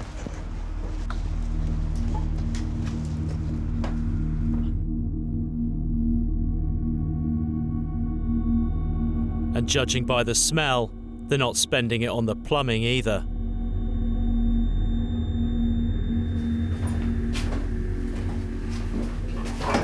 There I live, man. This is where you live? Yeah, living there. What, you both come in the home, from window, you see. And you both sleep in this room? Yeah. This is a long way from the sophisticated international gang of phone thieves I'd been expecting. So what's that you're smoking now? Yeah. What? Heroin. Heroin. Crack. Heroin and crack. So you were Yeah. chasing the heroin and now you're smoking the crack in Yeah. the pipe. And is that where all the money goes from the Yeah, phones? all money is going there. So all that money just goes up in smoke. I come in the 2004. After that, I working in one place, in building site construction company, and there they give the small cabin to the whole company for lunchtime. The cabin is like only this mattress, not too big, and 2-3 guys they smoke every day, and I am inside the cabin. Okay, nobody allowed to go out to the cabin. After they smoke. After 2 weeks, I feel pain in my legs. I say, why my body is not working? 2-3 days, I say, some happen, innit? And I say, any happen? He say, you smoke this one. And I smoke 2-3 line and I feel good. After I stuck in there. So you got addicted just by being near people that were smoking? Yeah. And do you always target the tourists? Yeah. I mean, the theory is like, if you see anybody in their country, you know he has look like this. They look up? Yeah, see the buildings, and you know this is the tourist. You mostly target the tourist. Right, okay. When you're out, you always go into the centre of London to do stealing? Yeah, Shoreditch, Central London, where is there too many pubs? More than you go stealing these things, pub, clubs. Too much people in the drunk. Easily you have to snatch the phone. And how much drugs can you buy with one phone? Is the one phone if it's 150, then 10 bags. If the phone going only 100, 110, then 6-7 bags like this. 6-7 bags of heroin? Heroin and crack both, 3-3. 3 and 3. And how long does that last? If I smoke one time, after 2 hours, 3 bags is finish. And then again go and find some money. 2 or 3 hours? Yeah. And it's all gone? Yeah. So you still want... Every day we have to smoke 10, 12 or 15 bags a day.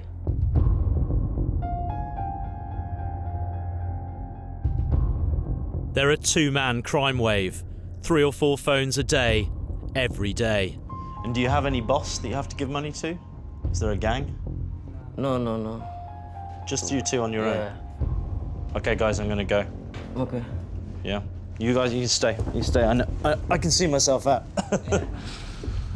Sorry for that, man. Which trouble I give you. It's okay. But my problem, man. Yeah, I can see. Thank you. You understand me, man. No. I appreciate the time.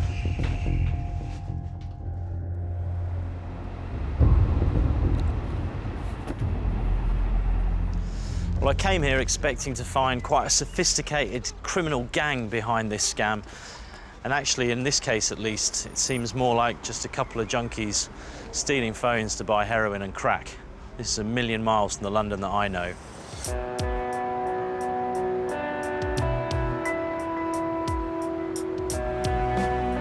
Londoners once sailed down this river to plunder the world. These days, the plunder comes to them. Millions of tourists distracted by the city's charms.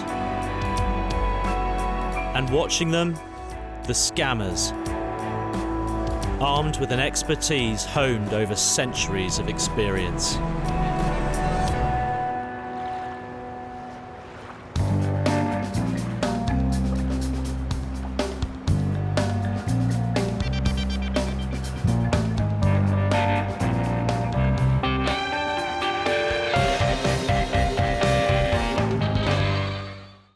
They're the world's greatest cities, famous for their culture and beauty.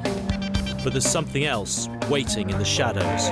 The scammers, the hustlers, the thieves. And they're all looking for tourists to con. Stay against the wall. Russian roulette? Are you joking me? I'm Conor Woodman, and in Scam City, I set myself up as bait. This is like being kidnapped. A willing victim to be fleeced. I'll catch the scammers in the act. Do you know where my wallet is? I don't know. And reveal the tricks of the trade. Sorry, I'm not talking about that. Because why? It's too dangerous? And I'll expose them face to face. We are filming you scamming me. Scam City. I get scammed, so you don't have to.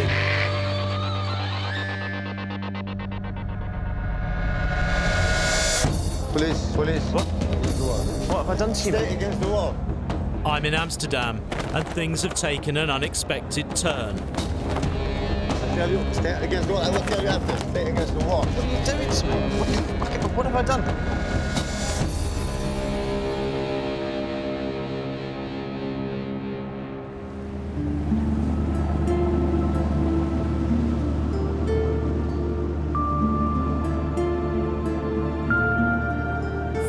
Years ago, Amsterdam was the richest city in the world. Money poured in from world trade, leaving a legacy of neatly ordered townhouses stretched along picturesque canals and a vibrant red light district. Nowadays, more than 5 million tourists flood into the city each year, many of them drawn to the red light area like moths to a flame.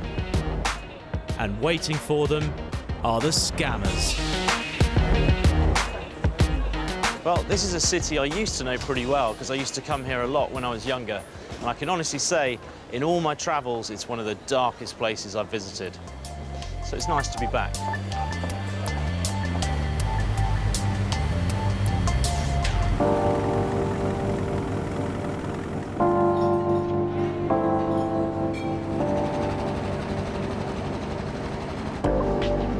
While most major cities have their pickpockets, I've heard in Amsterdam it's been elevated to a fine art form. And I want to catch one in the act. I'm in Dam Square, one of the city's famous tourist hotspots. A perfect hunting ground for pickpockets.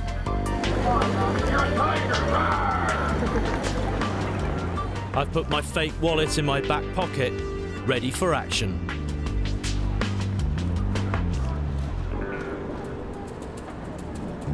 Three, two, one, up!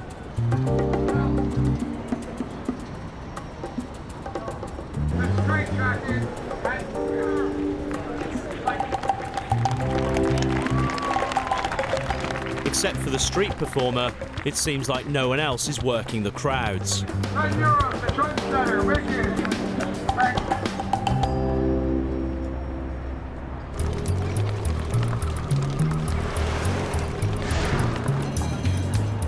Dam Square didn't deliver. Time to check out another tourist magnet, Blumenmarkt, the flower market. I take tram 5, a popular tourist route.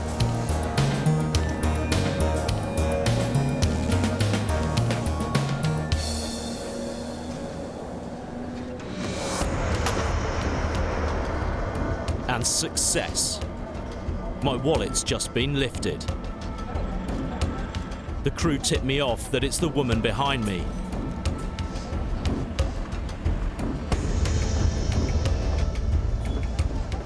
So where are we going?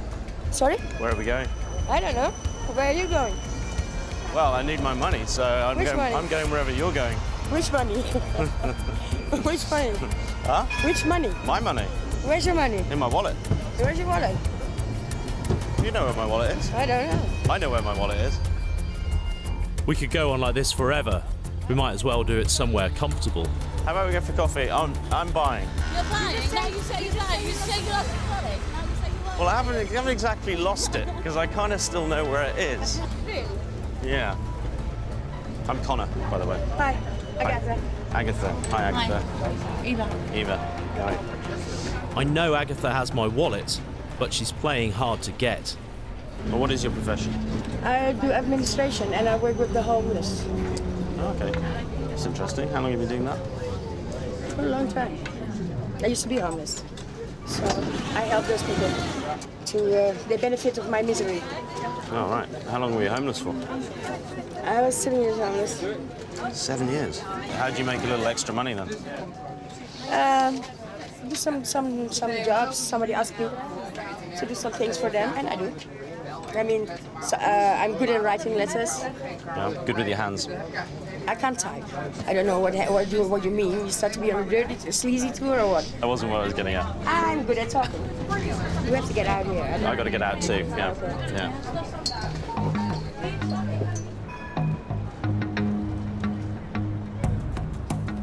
So anyway, about my wallet. Are we going to give me my wallet back? We don't have your wallet. Oh, come on.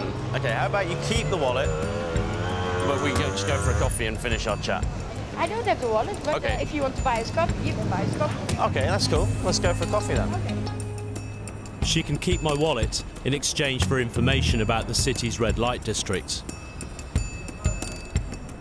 You know what it is? This was always an area for prostitutes, for getting scammed, for everything. It started to become more aggressive. So now for 10 euros, you have to be careful you don't get a knife on your throat. I mean, in the last couple of years, a lot of girls are killed who work on the streets. Yeah. I mean, it's getting worse and worse. And you have to remember, there always will be people who are using drugs and are addicted. And I mean, if they don't have any possibility, they start, like a cat in the dark, start to do crazy things. You do what you have to do to survive as a woman. I mean, if you don't want to go into prostitution, you have to find other ways. It's like pickpocketing. We know some. You have to go to Central Station. Yeah. Anyway, we have to go. So it was nice meeting you. It was nice meeting you. Have a nice day. Bye. And there they go with my wallet.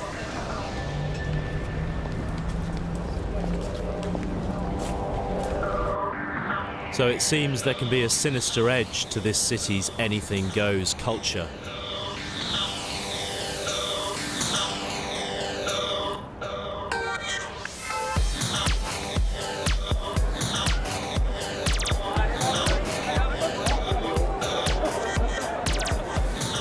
I'm on my way to meet a former hustler who worked these streets for 17 years. If there is a dark side here, he'll know all about it.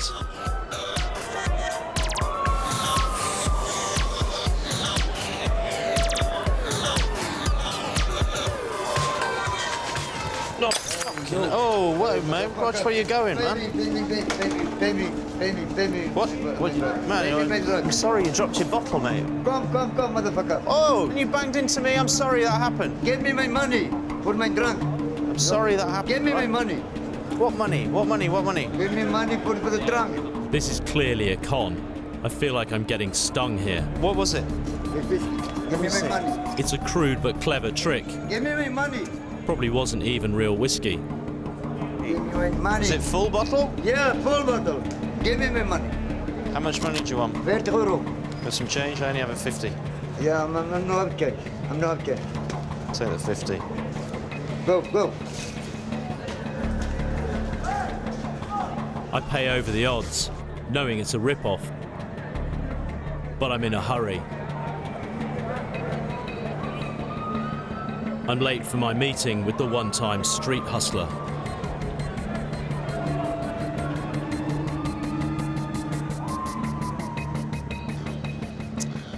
Good evening. No. Hi, Conor. How are you? I'm fine. How are you? I'm good, man. Nice to meet you. I believe you know the streets of Amsterdam pretty well.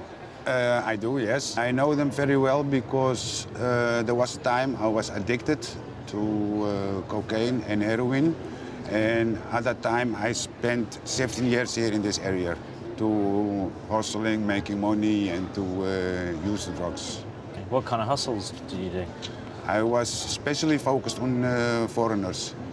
I knew there were coming fresh tourists to the city, so I knew I can make good money to provide my needs for drugs. So every weekend you'd get fresh blood?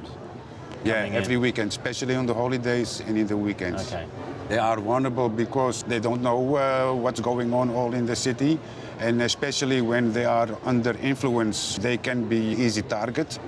What sort of cheats and hustles did you do on tourists? I was focused on selling them nep dope, we call it here, you know, fake drugs. But how does the fake dope work? It's something what the dentists use. When you put it on your tongue, it makes your mouth immediately numb.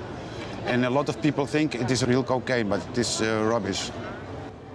Fake drugs and buyers with no idea what they're taking. That could be interesting. But if I want to go out and get myself in a bit of trouble, where's the good areas for me to go? If you want trouble, you should go outside the area where the cameras are hanging and you pretend you are a little bit drunk and looking everywhere so they know, oh, this guy doesn't know where, he's not from here, he's an outsider. For sure, they will approach you in one way or the other to get money out of you.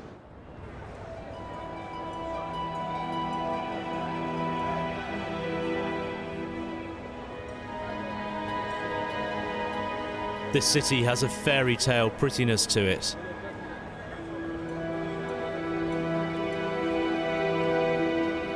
But we all know in fairy tales, you're never far from something hiding in the shadows.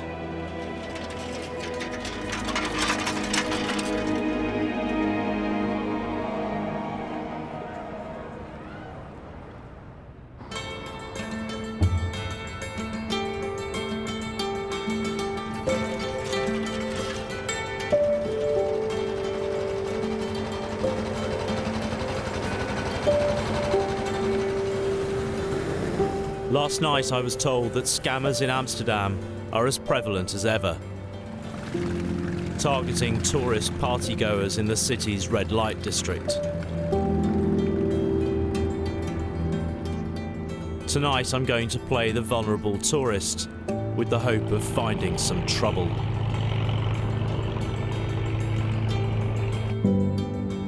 But for now, the crew and I head towards Amsterdam's famous floating flower market, the Bloemenmarkt.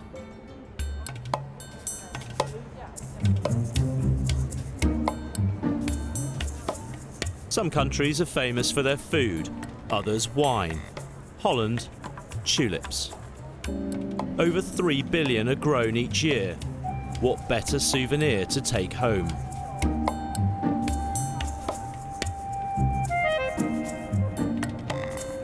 So in here, 55 tulips. €7.50. It's got 55 there, and we've got 100 here. 155 tulips. Be all right. Beautiful Amsterdam tulips. €15. That sounds like a good deal. Almost too good to be true. Cheers. That's enough souvenir shopping. I think it's safe to say my garden next year will look blooming marvellous.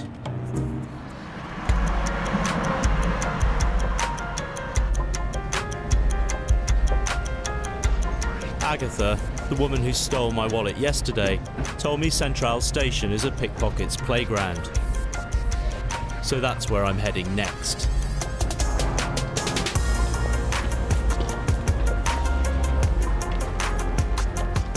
$250,000 people pass through here every day. It's the gateway to Amsterdam. I'm trying a different strategy. I've planted a note in my new wallet with my phone number and the offer of a reward. If someone steals it, hopefully this will bait them to call. Excuse me, you don't know where the Rembrandt plane is, do you? The Rembrandt? Rembrandt plane. No, sorry. Police are crawling all over this station. Surely pickpockets wouldn't take the chance.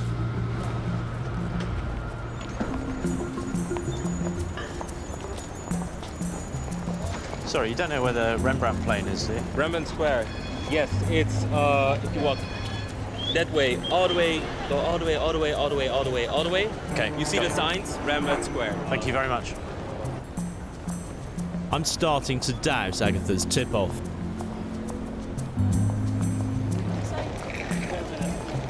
Are you looking for a hotel, Looking for accommodation or something? Or Rembrandt's plane? Rembrandt Square. Just a moment. Because, well, I need my glasses. I don't have a glasses at the moment. But go direct by the Dam Street. Are you lost? No, he asked me for Rembrandt Square, but I don't have my glasses. So I'm trying because Central Station is just, yeah, you just have to follow tram. Okay.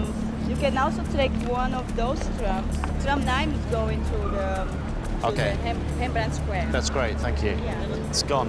What? Sorry? The wallet's gone. It's gone. Wallet's gone. Wallet's gone. He's taken my wallet. He's taken the wallet. That was good. I didn't feel a thing.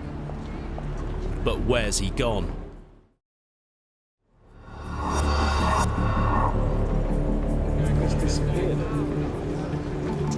He's vanished. He even managed to shake the crew. She approached and he came around the back of me and took the wallet. And then he was gone. Ah.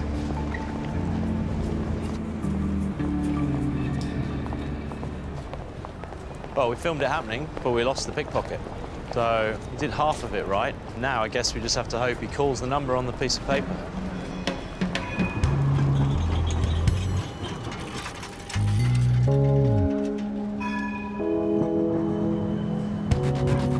I'm back at the hotel where I left my tulips.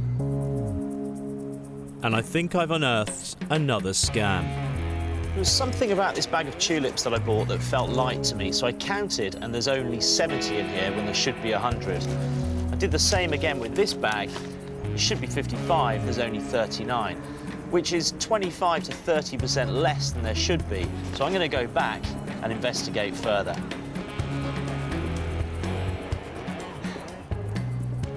Exported tulips are worth around 300 million euros to the Dutch economy every year. This is big business.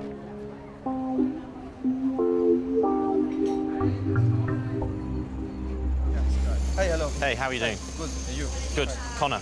Hi, tell me. I bought a few bags of tulips from here. The 100 bags have got 70, 75 in. Oh. The 55 bags have got 39 in.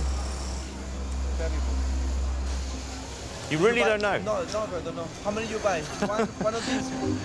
I can't believe this is a surprise to you. No, because I buy the thing from the company. Yeah. And I put in the selling. And you never count your own box? I don't count the box. Never? Why? You just, obviously you don't have time to count every bag, but you never counted one bag? No, sir. You don't have time to count one bag? I don't do it. Count that bag. I don't understand, but I don't do it. I have too much things to do. He's in no hurry to count them to see if what I'm saying is even true. And he doesn't seem surprised by my accusations. Sir. I know you know. You know I know you know. This is your word, what do you think? Otherwise, why didn't you count them now, just to check? That's a lot of your stock. Look, that's Exactly, 1, 2, exactly, 3, 4 shelves, exactly. all of those ones over there. You never did one check, ever. No, why? Because you're being ripped off 30%. If what you say is true, you're buying 70 when you think you're buying 100. Exactly. I have to call the company. What happened with this thing? And will you change your sign to 39 bulbs? Exactly. For 750. Exactly. You really didn't know? No, I don't know, sir. I think you must know. Yeah. I can't believe you don't know. What do you name? Connor. Connor. And your name? Philip. Philip. Bond. There's a man with nothing to hide. Nothing to hide. Not even his name. No.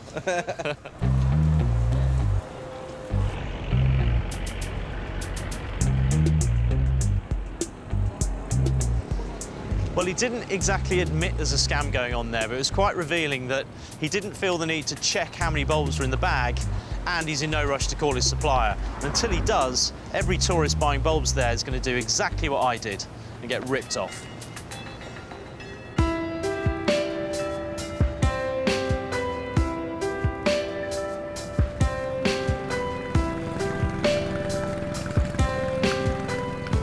I've been pickpocketed twice since I arrived here. Have I just been unlucky, or is street crime here more organised? I'm going to meet an ex-undercover cop who might be able to shed some light on the city's criminals. Do you think the problems got worse, or do you think it's improved a bit? Well, absolutely it got worse. There were always pickpockets. But that was a much smaller group. What we see now is that those groups are from other countries, specific from Eastern Europe. And are they operating as gangs? They operate as a kind of gang very often. Yeah, they know each other. They also have contact with those people on the taxi bikes. And these are also Romanians. They receive very often the goods, and so there is a kind of contact. If we talk about pickpockets, the tourist who is in the tram, for example, and going to a certain place, or people who are in a restaurant with an iPhone on the table, and these are real first victims. So my hunch was right. I wasn't just unlucky. There are gangs operating in the red light district. The gangs in the red light district do get their money from big business, soft drugs and also hard drugs. And that's also related very often to high Moroccan dealers. I mean, now that they're operating as gangs, do they kind of behave in a different way? Has it become more aggressive? Nowadays we do have more violence. A lot of people nowadays get killed, Moroccan guys get killed because of drug deals. We had in one day 2 guys killed in Amsterdam West, shot with a Kalashnikov. Wow. Heavy stuff. That is heavy stuff. As a tourist, you're not that far removed from this. Absolutely, absolutely.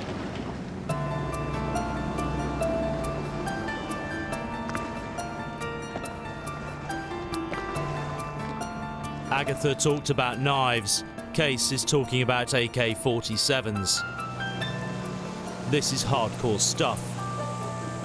Either way, there seems to be some organisation at work, which means tourists could be one step away from a criminal network.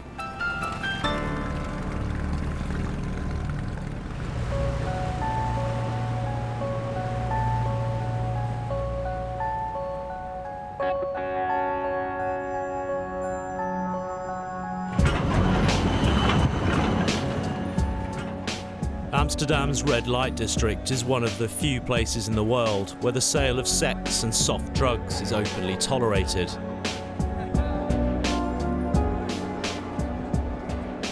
It's not hard to see why tourists get distracted.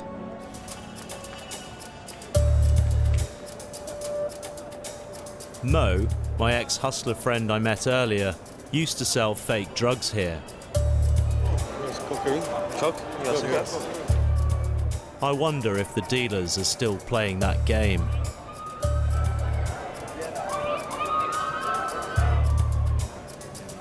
It's illegal to deal drugs on the street here, but where there's demand, there's supply. And real or fake, tourists are willing to take the risk.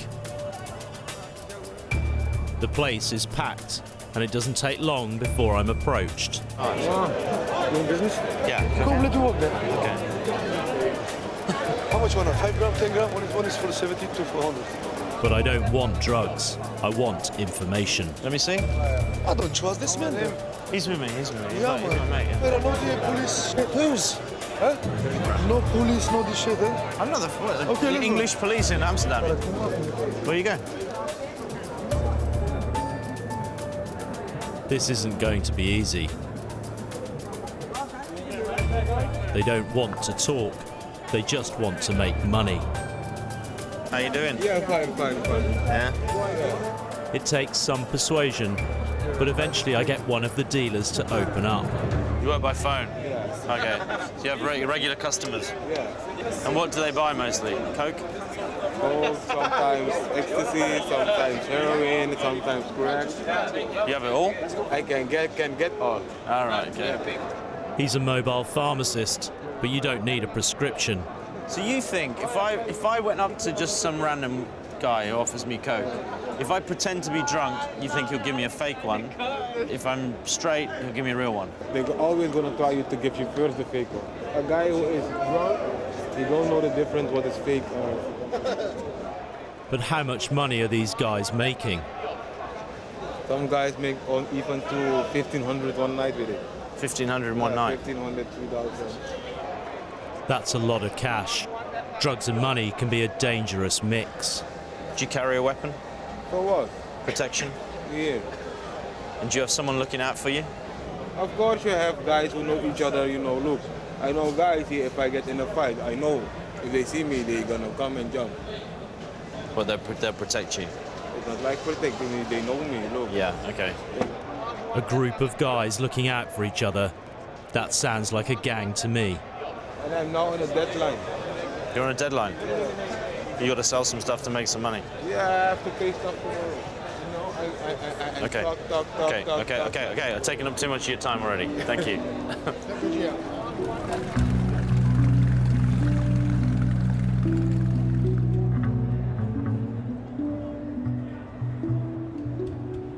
When the bars close, trade hits its peak. I'm going to the main strip to see if I can find other dealers.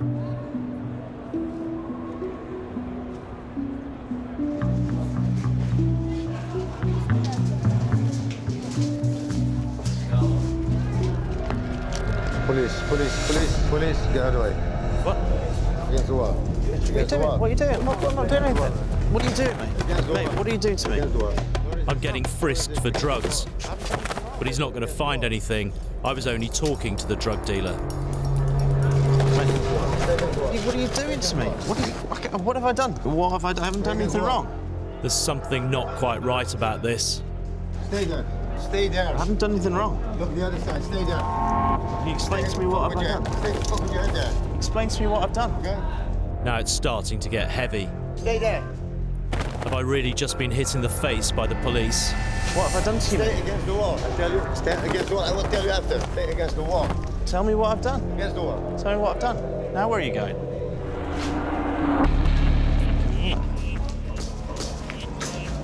He's taking my wallet. That's a new one. A fake cop. Robbery with a clever twist. Anyone who had just bought drugs from that dealer would be a soft target.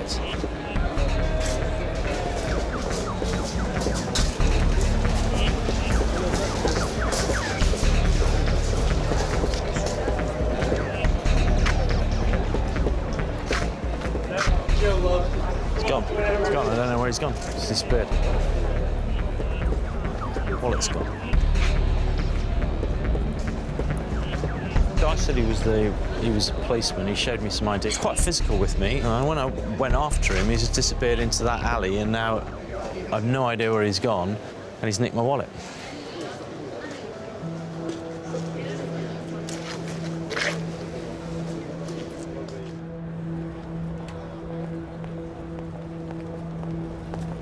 Short-counted tulips, fake drugs, a fake cop, and 3 lost wallets.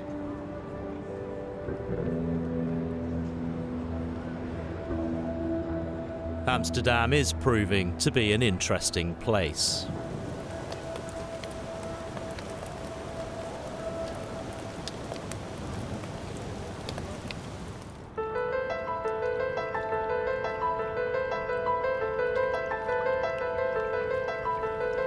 Last night I met some of the wolves who add bite to this fairy tale city.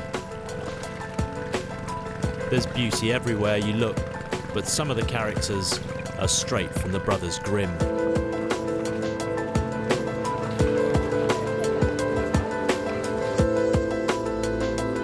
But I'm on a roll. I've just received a call from the guy who says he stole my wallet at Central Station.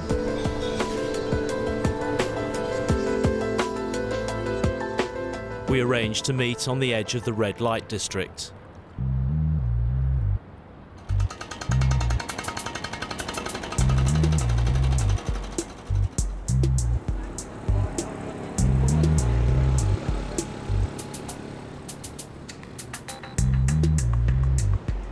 He's late.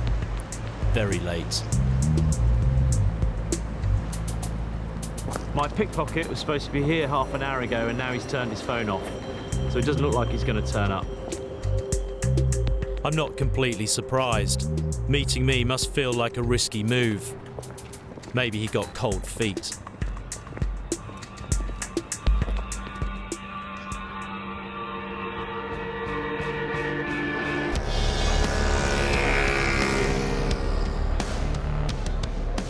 I'm going back into the heart of the city.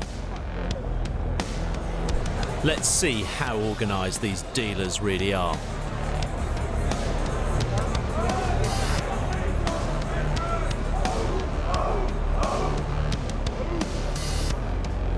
This time, I'm taking my producer as my wingman.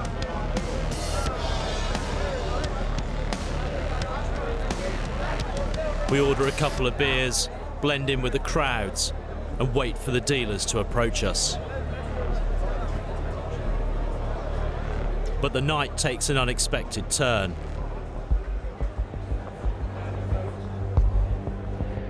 I just tried to take some money out of an ATM machine, but something went wrong. I put my card in, but no cash came out, even though I could hear the machine whirling round. So we're staking out the bank, waiting to see if anything happens.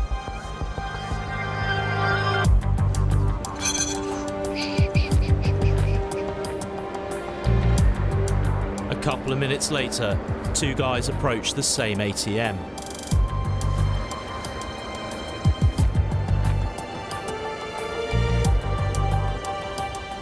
They did not put a card in that machine. They did not put a card in that machine. They were there for about 2 seconds. What do you reckon? They didn't know. Come on, let's go after them. Let's go after them. Quick, quick, quick, quick.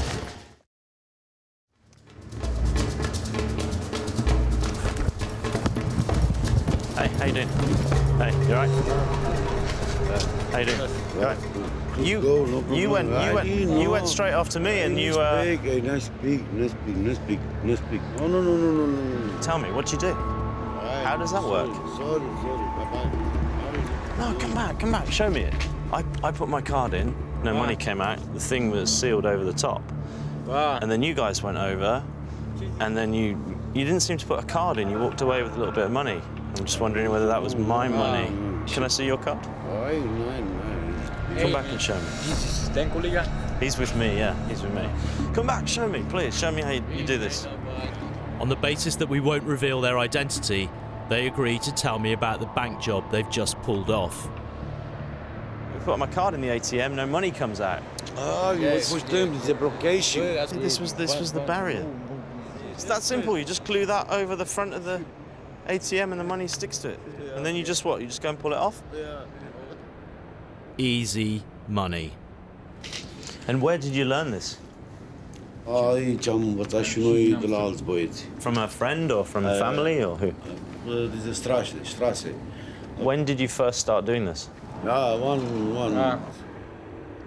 They may not be the Jesse James gang, but it must be a lucrative scam to be worth the risk. If you're doing this, I mean, even every night, and you're making I don't know, 300, 400, 500 euros a night. It's a lot of money. I can see this could be a really good scam for making a lot of cash. Nu ai cum să faci banii ăștia. Pentru că știi de ce? În primul și în primul rând nu scot bani olandeșii. But what about in the tourist areas?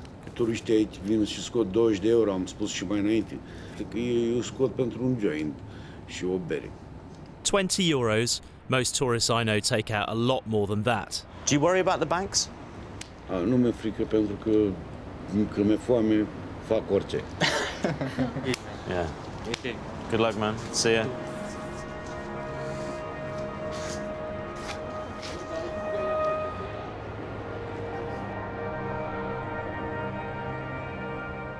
I wouldn't trust them as far as I could throw them, and I definitely don't believe that they only do it every now and again and they get 20 or 40 euros from it.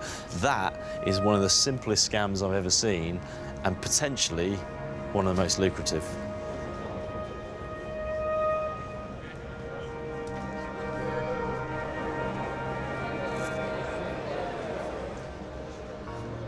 It seems like there's a new scam on every corner around here.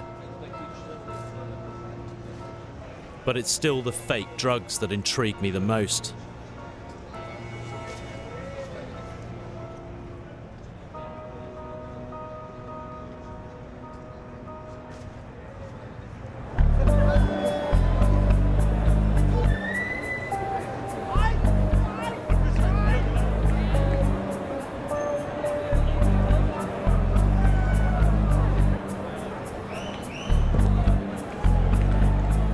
Maybe the locals can help.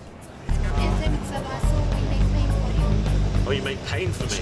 Oh, wow, okay. But the girls are only interested in one thing: business. And it's not the business I'm looking for.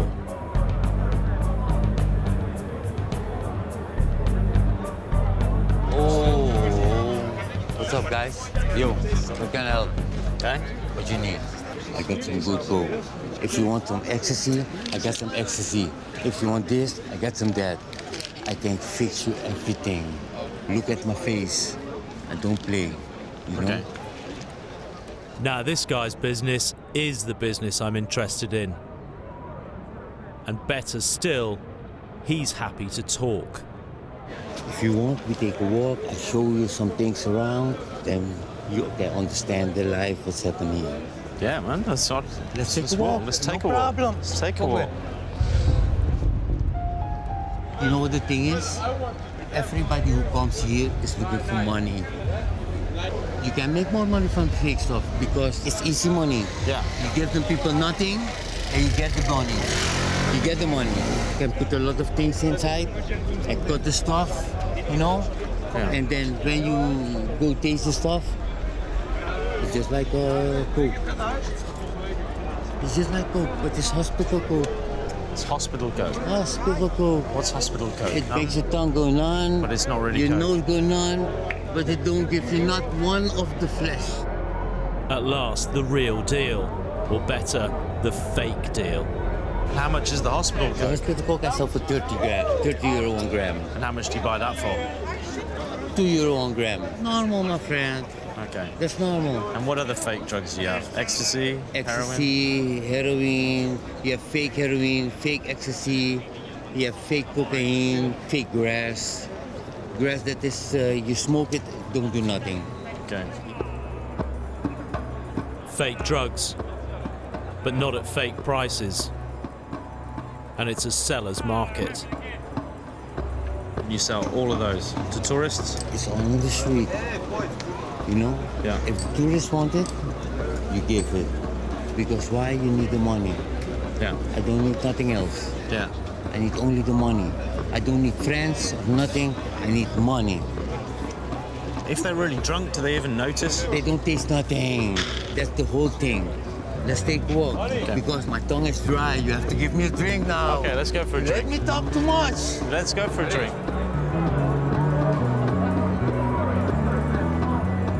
Let's go, man. What I'm gonna tell you, if you walk here in Amsterdam, you know, like a tourist, you're a target for everybody. Even the oldest woman who walk like this, see you like a target. Why? Because you're new in town. Smell it. Right. You're the tourist, I'm the hustler. Yeah. You know, I look for money, you look for fun. You get the fun, I get the money.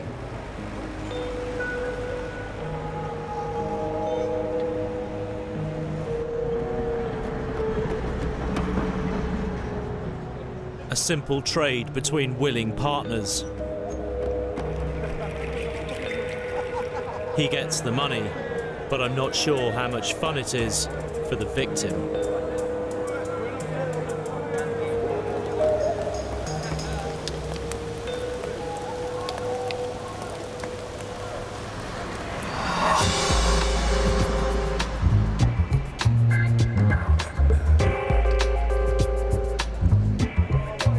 Amsterdam, a 24-hour party town where anything goes, especially your money.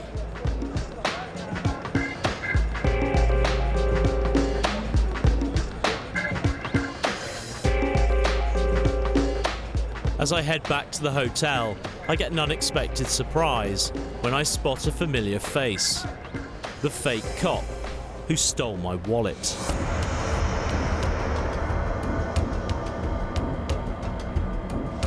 Come on, let's go over.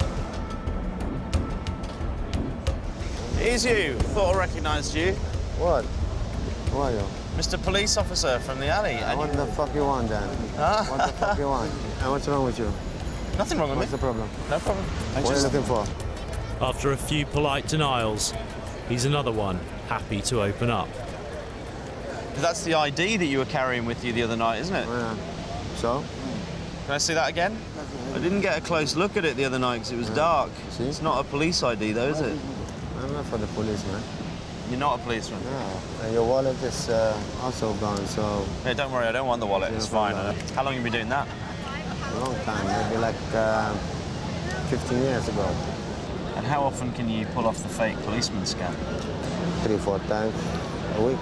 And what's the most you got in one hit? In one hit? Nearly 10,000. One thing's for sure, everyone is making money out of tourists here, and not from selling clogs. What other kind of things are you involved in? Robberies, gambling, also drugs, fake drugs. As long as tourists, there's money. It's my work, you know. You gotta make money, you gotta survive. You ever been caught? Been in jail, France, 6 years. 6 years? Yeah, for smuggling hash, 175 kilos, from Morocco to Holland. That was my work before. Now I'm a little bit retired. So robbing people like me is just his pension plan. So within that red light district, all you guys, you all know each other, you all kind of look out for each other? Yeah, we all know each other, yeah. It's like a gang, you can call it that, yeah. One day you help me, another day I help you. Do you ever get in fights with people? Yeah, happens sometimes, but you lose. It's my fucking city, it's my area. No? You cannot come in my house and think you can hit me. And me, I can stand up for myself, but there are always people behind me. If something happens, they jump in. You won't see where they come from. Tell your friends to watch out for Phoney. And his friend. And my friend here, Ahmed, tell him to watch out. Fine, it's worth it. See ya. Nice to meet you. Take care, watch yourself. All right, see you, man. Amsterdam's divided right down the middle, with tourists on one side, and on the other, guys like Tony and Ahmed and the rest of his gang just waiting to rip them off.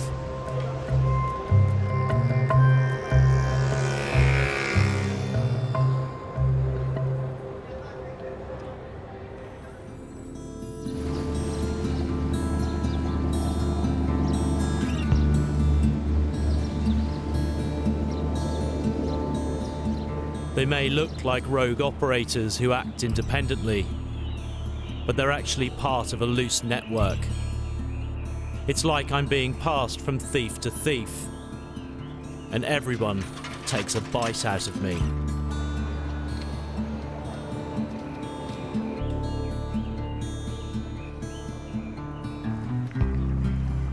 But I still don't know how organised they are. And then I get a phone call.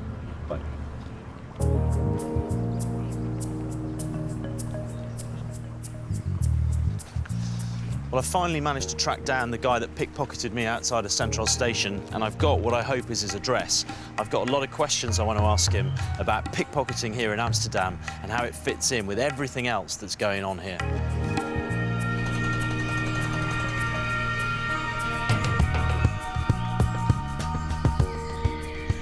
Hi.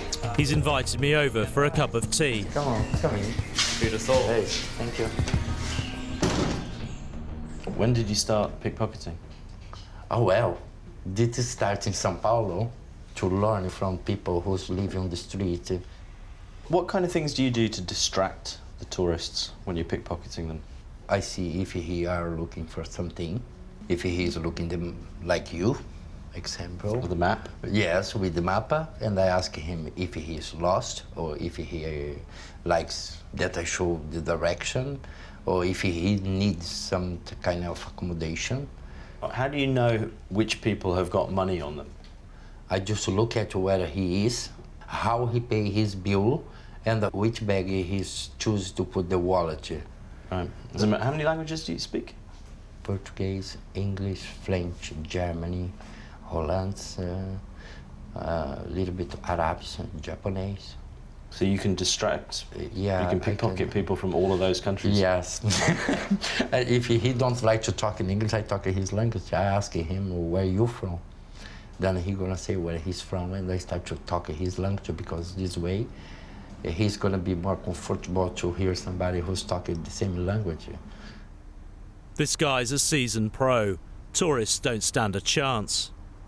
So what's the most money you made pickpocketing someone in Amsterdam? Oh, on the weekends, if I go out, I can come home every evening with 500,000 euros. Working just 2 nights a week, Domingo has the potential to earn 50,000 euros a year. That's a lot of money and a lot of ruined holidays. Have you ever seen a tourist be stabbed? With knife? Yes, of course, many times. There in the red light district, because of 1 ball of cocaine, the guy killed one Englishman. It was terrible. You killed him? He killed him, yeah. And is there a boss of the red light district? He's a big chief. And who are the chiefs? I mean, I cannot tell you, I cannot show you, because they are private. I cannot do this. They give us something if we don't have nothing there. We didn't have any job. They say to us, come over, take 100 euro, or take 50 euro.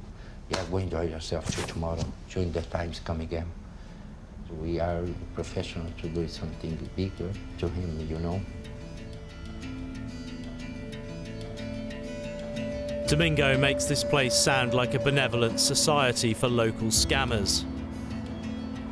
A loose confederacy of thieves and hustlers preying on wide-eyed visitors.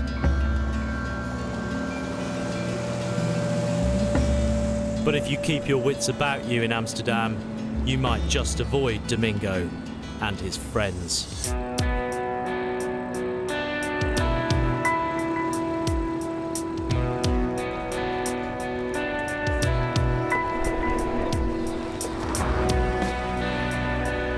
Amsterdam is beautiful.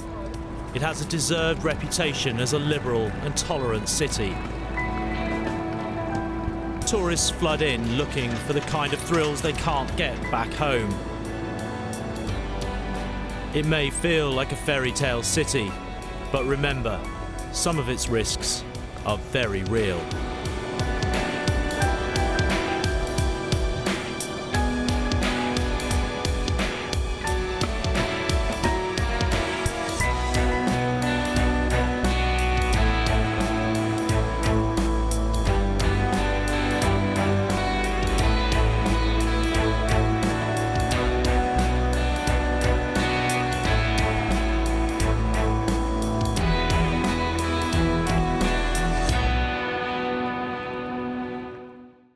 They're the world's greatest cities, famous for their culture and beauty. But there's something else waiting in the shadows. The scammers, the hustlers, the thieves, and they're all looking for tourists to con. Stay against the wall. Russian roulette? Are you joking me? I'm Conor Woodman, and in Scam City, I set myself up as bait, This is like being kidnapped. a willing victim to be fleeced. I'll catch the scammers in the act You know where my wallet is. and reveal the tricks of the trade. I'm not talking about that. Because why? It's too dangerous? And I'll expose them face to face. We are filming you scamming me. Scam City. I get scammed, so you don't have to.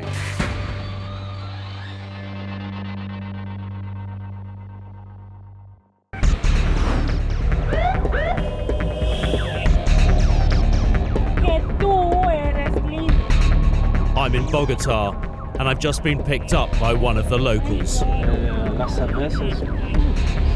She's drugged my drink, and now she's taking me home to rob me. It feels like 10 years in my head. Te mareaste. Years.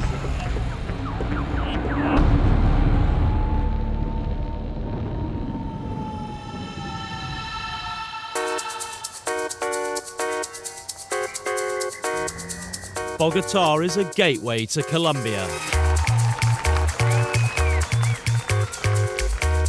After decades of civil war, the city is opening up to visitors keen to experience its famed colourful culture. But there's a shadow hanging over this town. It's rumoured to have a problem with gangs whose women drug unsuspecting victims before robbing them. The so-called Black Widow scam.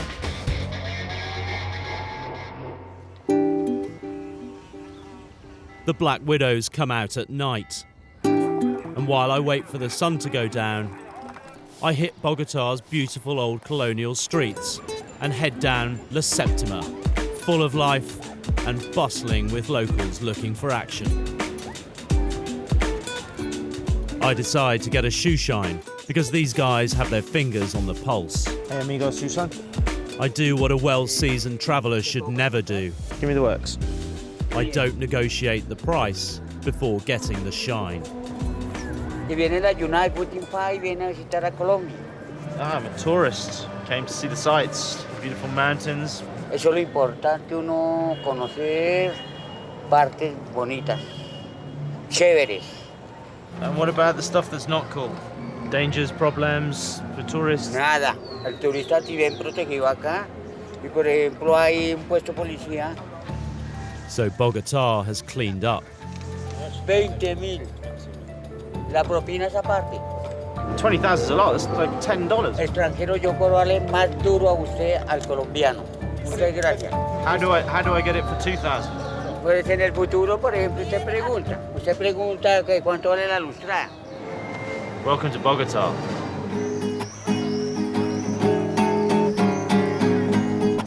Well, I walked into that one. But I have a feeling, despite what he said, getting done for $10 will be the least of my worries.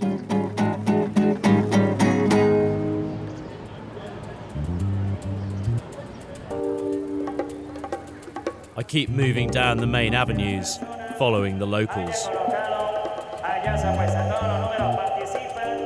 I spot a crowd. It isn't exactly the Kentucky Derby, but money is changing hands.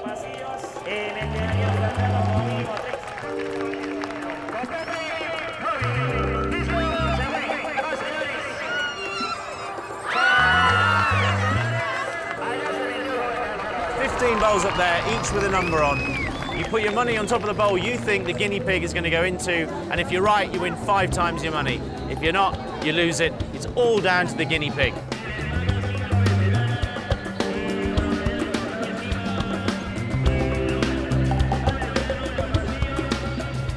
What's the guinea pig called? Hillary. Hillary. Very good.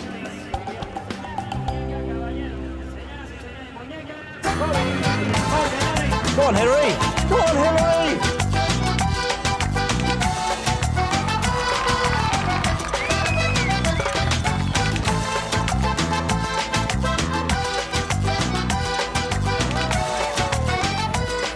I'm having no luck with the guinea pigs today.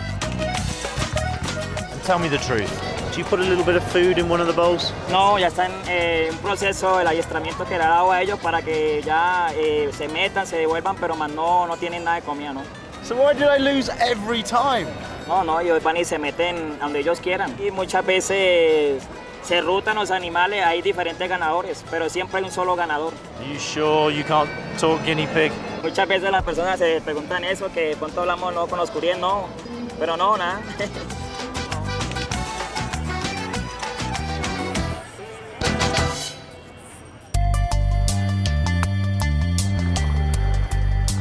Losing money on guinea pigs is penny ante stuff.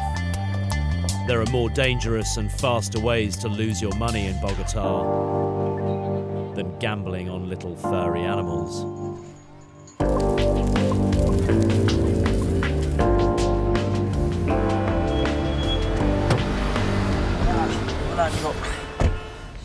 So what kind of things should tourists be on the lookout for?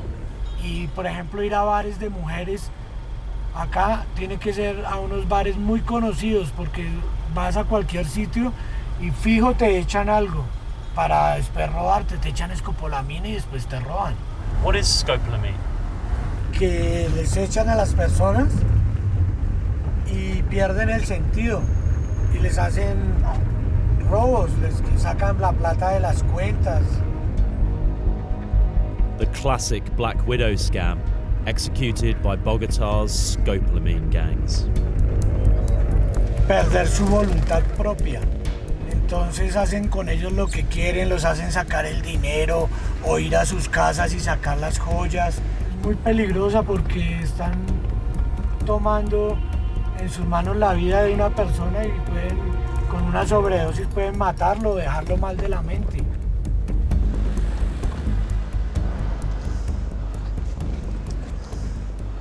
Wow, that was pretty heavy. Watch your drink or you'll get drugged and robbed.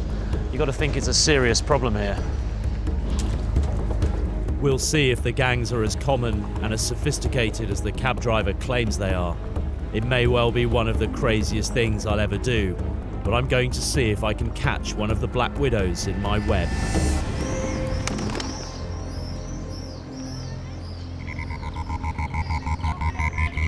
Bogota is one of the world's centres for the emerald business.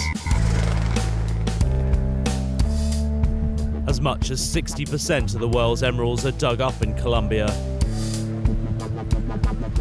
And this street market is one of the first places the gems are traded. Millions of dollars worth are exchanged in this market every year. Is it a good place to find a bargain or to get ripped off? ¿Están comprando chispitas? Wow, you have loads. Esmeralda natural. Ah, okay.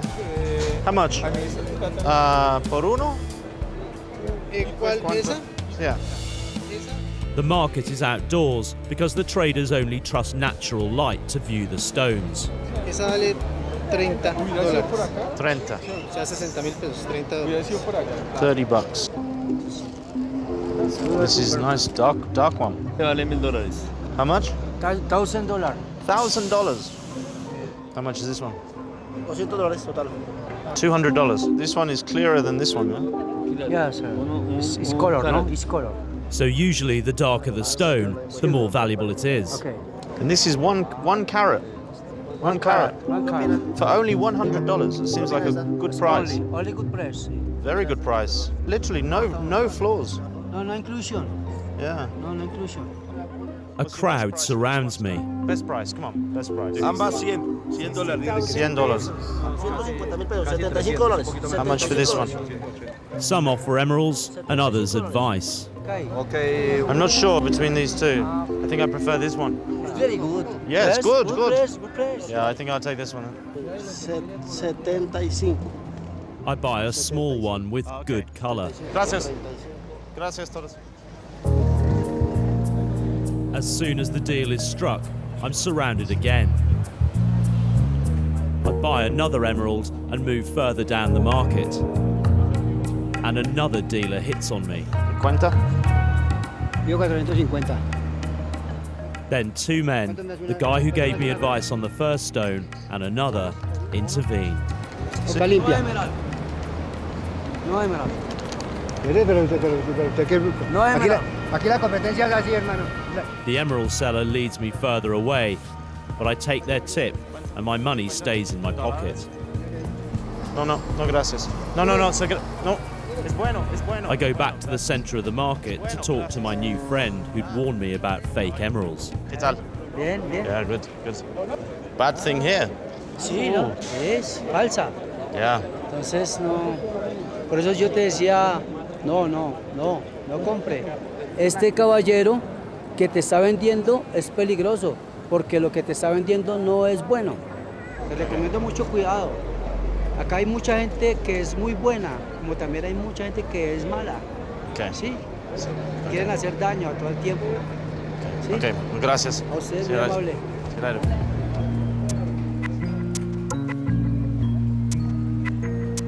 That's good advice, but the problem is how to tell the good guys from the bad guys. Just as I'm leaving the area, yet another dealer offers me the bargain of a lifetime. Wow, huge. How much is this?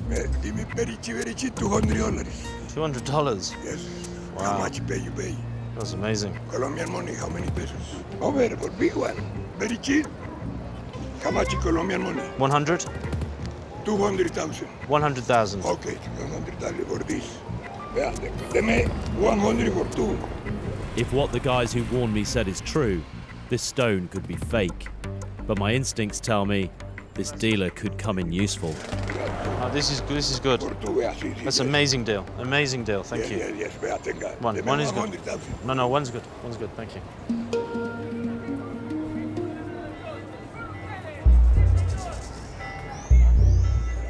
For a tourist, that market was exciting and confusing. All too easy to get scammed. Fortunately, there are good people in there with genuine stones, happy to warn you about the bad people selling fake ones. I'm certainly no gemstone expert. I'll have to get a second opinion. But if that is a real emerald, then I'd say I'm just about ready to retire.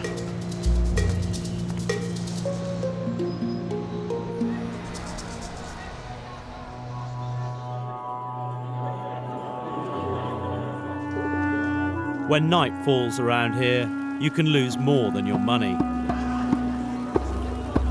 I make my way to the romantic old colonial neighbourhood of Candelaria, an area of clubs and bars. I've done a bit of digging on scopolamine. Not only is it a powerful sedative, but the Nazis used it as a truth serum during interrogations. Scopolamine can also cause wild hallucinations. I'm meeting a man who found out about black widows the hard way. So do you think that she put something in your drink while you were in the bathroom? Yo creí que era normal, que me estaba sintiendo borracho, prendido, pero no. Me di cuenta que, pues, no me di cuenta en el momento, me di cuenta hasta que desperté a los 5 días. Do you remember anything in between that feeling and when you woke up? No, nada. Nothing? Nothing. Y había muchas cosas que no recordaba ni siquiera a mi mamá. A los 3 días me encontraron en la avenida Cali la policía. Me recogió como un loco de la calle, sin camisa, sin zapatos, en pantaloneta, y me llevaron al hospital. And how long did it take you for your memory to come back? Más o menos un término de casi un mes. Did you lose any money over the 5 days? Claro, perdí todo. Me llevaron hasta la casa y aparte de que me saquearon mis 2 tarjetas que tenía con efectivo, lo único que encontré fue el sofá. De resto no tenía nada, todo. Wow. Terrifying.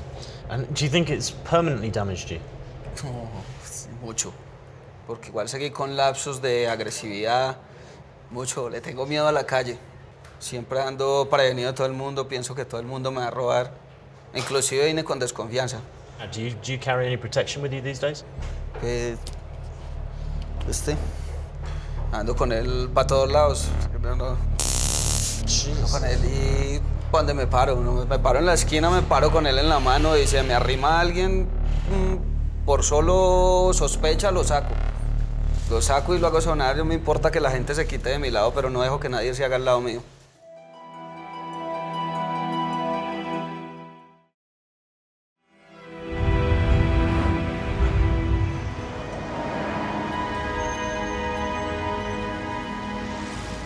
Andreas' story is incredibly chilling.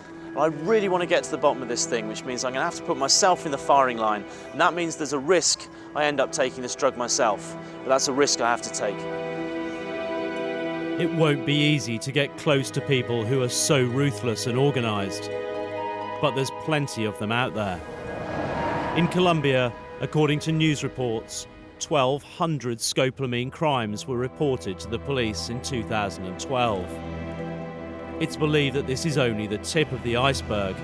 Plenty more people are just too embarrassed to come forward.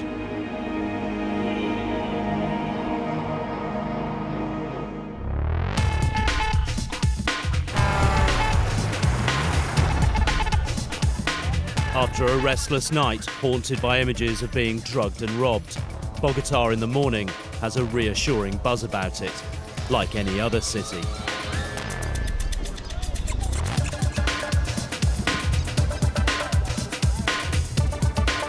I feel like one of the locals as the cameraman and I make our way back to the Emerald Market. It's an advice that you shouldn't be walking with that camera over here. It's not that safe. So. Thank you. Thank you. From here to down, it's a little bit dangerous. A little bit dangerous? Yeah, like if you want to take pictures and stuff, you can go up all the way up. Like from here to down. Okay. Not so good. So We'll be careful. Thank you. Yeah. So I was kidding myself that I blended in. As a tourist, I stick out like a sore thumb. But luckily, people are looking after me.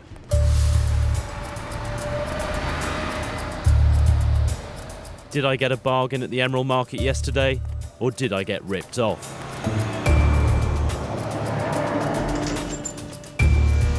Behind these bars and alarms is gem specialist Lee Wasson. Connor. Hi, how are you? Thanks for... He can tell me whether I can retire a wealthy man. I'm not going to tell you anything, just going to show you. I bought 3 stones. Okay. 3 different dealers. Okay. Was it in the same place? All in the same kind of area, but different parts of the street. This was the first one that I bought. That was the second one that I bought. And then that. That, I'm hoping, is my retirement fund. So let's start with the first one. And this is a natural emerald. How can you immediately tell? I can look inside this stone and I can see natural formations. Nature does not repeat itself, so there's a lot of chaos in nature. And so immediately it tells me that it's a natural emerald. And then, so what would you say that one was worth? This one here is 40 points, $50. Okay, I paid 75. Good. Okay. Great, I feel reassured. What about the middle-sized one? Very good. Well, right off the bat, it's not an emerald. It's not an emerald? No, it's not even close. So what is it? Looks like glass. For a tourist in the street, emeralds are supposed to be green, and then they would feel happy buying a green rock. So 1 all. 1 genuine stone and 1 bit of glass. Now for the mother of all emeralds, the last one I bought. That, I'm hoping, is my retirement fund. Is there chaos in there? Haven't looked at it. And no, there's no chaos in it. Your retirement fund is looking pretty thin. I mean, if that was a real emerald, what would that be worth? $480,000. Okay, so that might have helped the retirement fund had it been a real stone. Yes. There seems to be such a potential markup if you could make them look darker. The more color we have, the more expensive it will be, as long as it's clean and has very little imperfection. What would you say the value of that is? 0. If it looks too good to be true? It is. This guy, he knows he's not welcome in the emerald business because he's not selling emeralds. These people are nothing. These are just parasites feeding off of tourists. Yeah. Well, it sounds like there must be some kind of confrontation then between the guy selling those and the guy selling those. Anybody that makes them look bad by selling this is not welcome there. Do you think I'm in danger walking around down there in that market? Those are all legitimate dealers. There's millions of dollars rotating on that street. If you stay in that market, they'll protect you because you're in their territory. How are they doing that? Well, a number of them probably carry guns.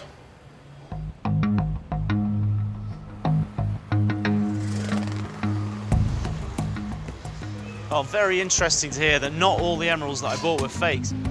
But what I'm really interested in are what Lee calls the parasites, the guys that are making fake emeralds and selling them to tourists, because I want to know how they do it and how much money they're making out of it.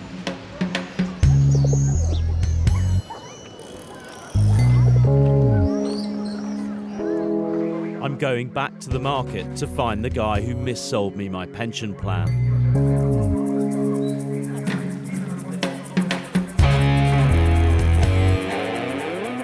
You know this guy? No.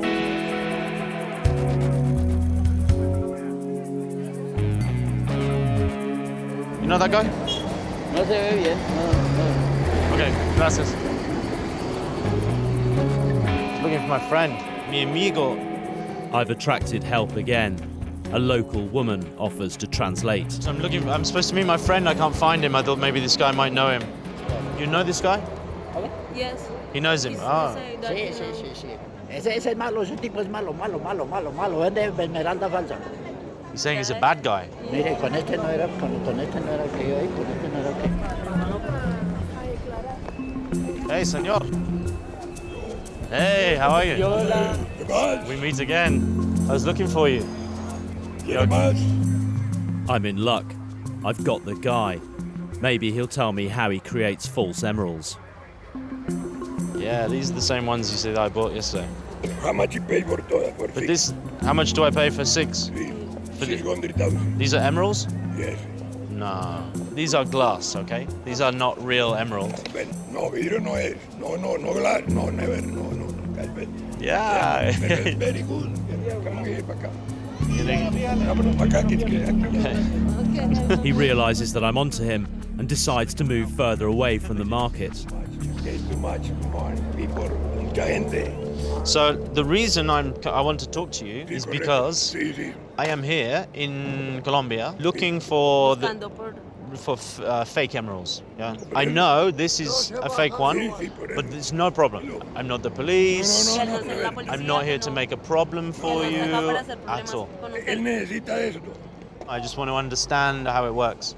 I would make a deal with you if you show me how you make these. I'll buy them all. He's weighing up the deal. Cash plus information for his fake stones. Can you introduce me? Yo le puedo conseguir lo que él quiera. Eso tengo que hablar con el hombre. Si quiere él enseñarle. Si él quiere enseñarle, yo hablo con él. If you introduce me to him, that's our deal done. I have all the time you need. Le puedo llamar al hombre. Ahí está bien. What's your name? Nombre? I'm Conor, Guillermo, mucho gusto. Bueno. Okay, cool. Call me, man. Call me. Okay. With a little help from my friends, I found the guy who sold me the fake emeralds, Guillermo. But will he introduce me to the people who make the fake stones? I've been warned that these guys are not liked by the genuine dealers. I'm stepping into a murky world, and the stakes are getting a lot higher.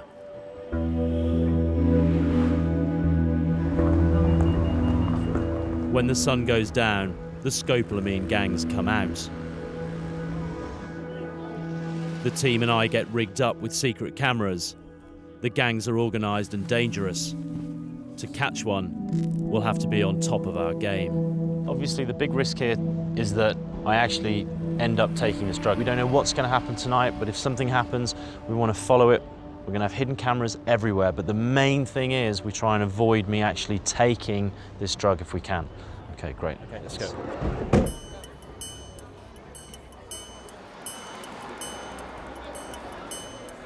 I go to a bar that's popular with tourists and wealthy Colombians, order a drink and see what goes down. A pint of light beer, just like that, would be fine.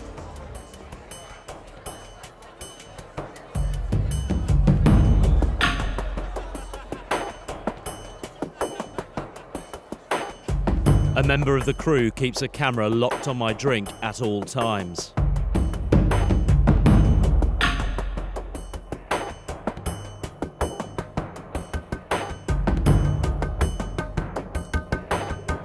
But despite leaving the beer unattended, nothing happens. Part of me is relieved that I avoided getting drugged tonight. Another part of me knows that tomorrow night I'll have to do the same thing again and risk getting stung by a black widow.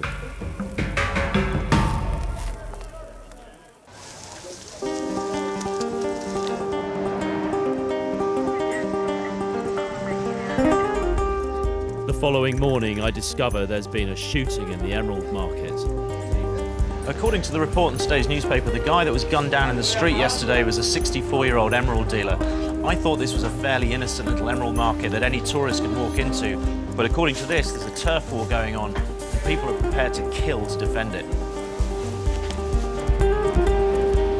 My problem is, I'm going to meet Guillermo, who's going to introduce me to the guys who make fake emeralds. Let's hope they're not spooked.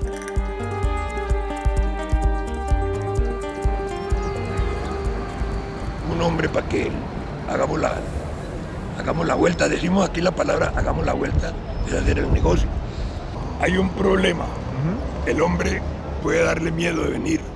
Obviously, I'm not the police, and I'm not with the police. I don't work for the police. Si yo traigo un hombre que haga eso y le echan la policía, a mí, pi.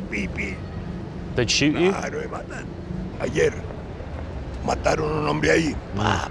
Uno tiene que tener confianza en la persona. Yeah. Porque el policía dice, está robando al turista, lo está engañando. Okay. ¿Todo bien? Sure. Okay. All right. Right. Guillermo is too scared to pass me on the man who fakes his stones for him. Maybe it would be bad for business, maybe just bad for his health.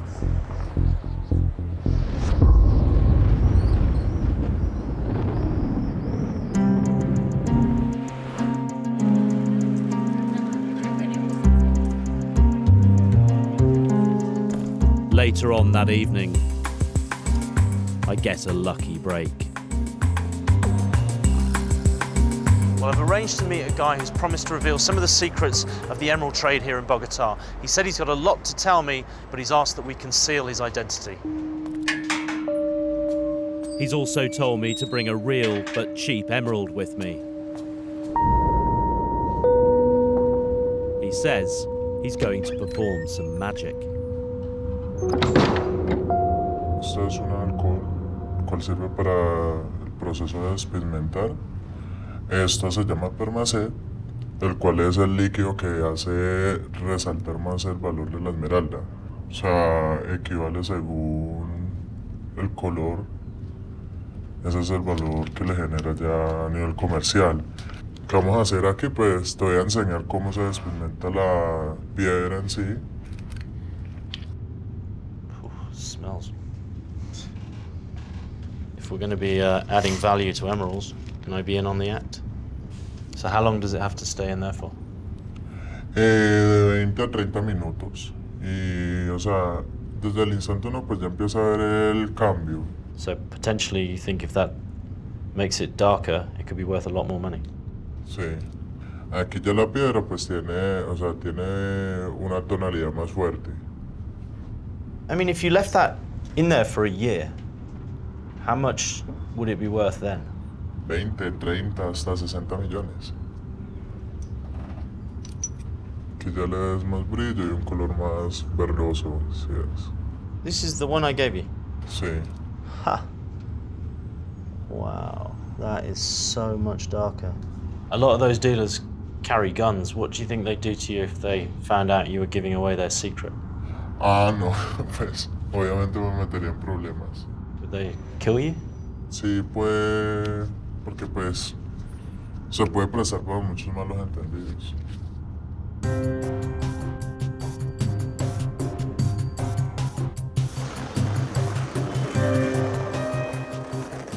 Well, I can completely see why he wants to conceal his identity. He's just let me in on the secret of how you turn an emerald worth hundreds of dollars into one that you could sell to an unsuspecting tourist for thousands. There's a lot of people in this industry who've got an awful lot to lose if that secret comes out.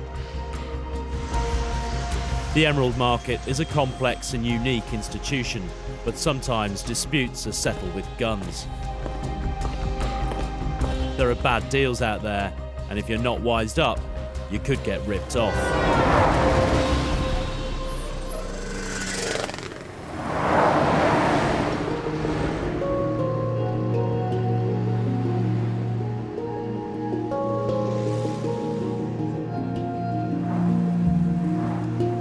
There are other dangerous scammers who operate in Bogota, trapping the unwary.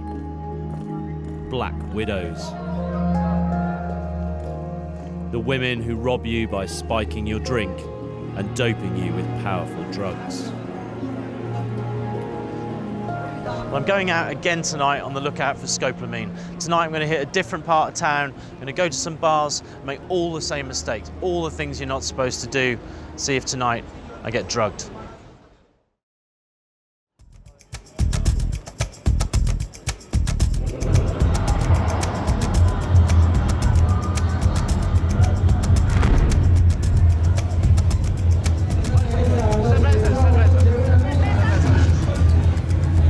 Take their positions and a tense wait begins.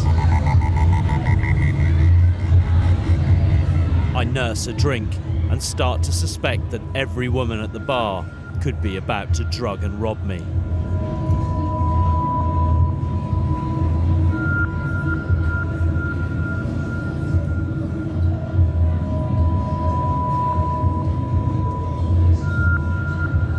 Then one woman gives me the eye.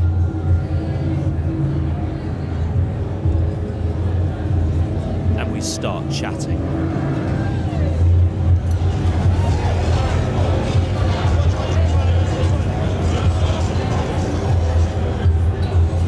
It's an open invitation. If she is a Black Widow, she's going to drug my drink. Unbeknown to her, she's being secretly filmed.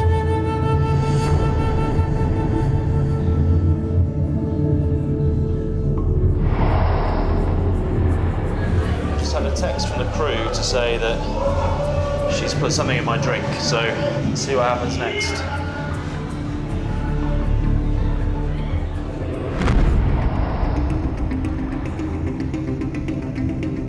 Now the moment of truth. This isn't going to be easy. She's probably with a gang, and they could be armed and dangerous.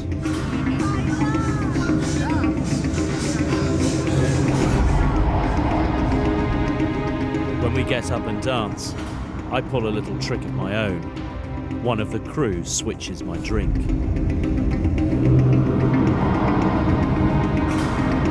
I let her see me take a couple of sips of my new drink to convince her I'm on my way to becoming her victim. Then the Black Widow goes to the toilet and a barmaid comes up to me.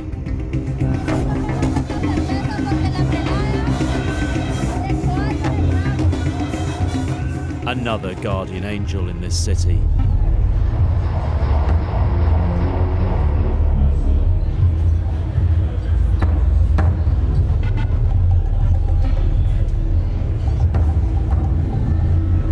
The Black Widow then suggests we leave the bar. We jump into a cab and head back to my hotel. Que tú eres lindo. Lindo. Ajá, ¿me entiendes? I have to convince her I'm starting to feel the effects of the drug, that I'm still her mark. She tries to convince me that I'm drunk, not drugged. Yo me tomé 4 y ya estoy bien. Tú no sabes tomar. In my head, it feels like 10 years.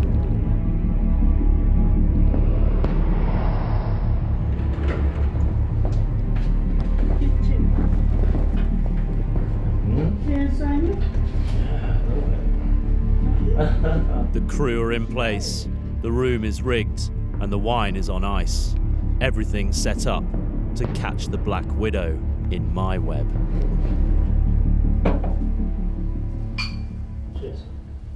¿Prendemos música? Música? Ya, música. This is safe, I'll stop with you. You drink mine, I drink yours. Okay, you haven't drugged me this time.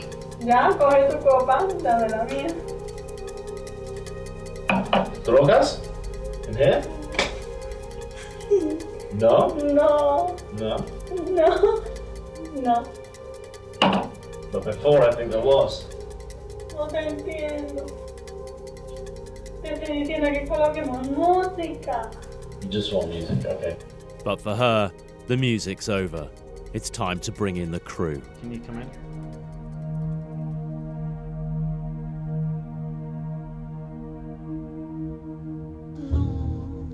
No.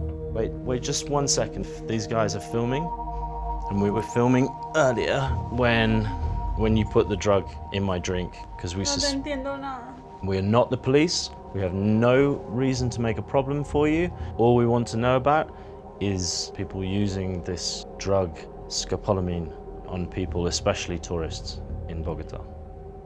What was it that you put in my drink? And who gave it to you?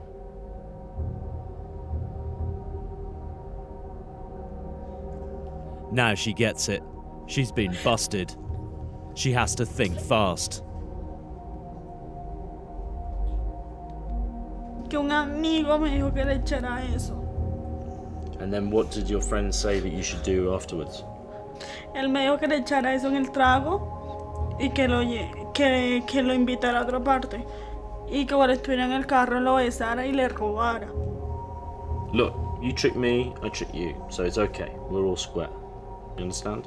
Deberían llamar a mi amigo porque es que yo no tengo nada que ver en este problema.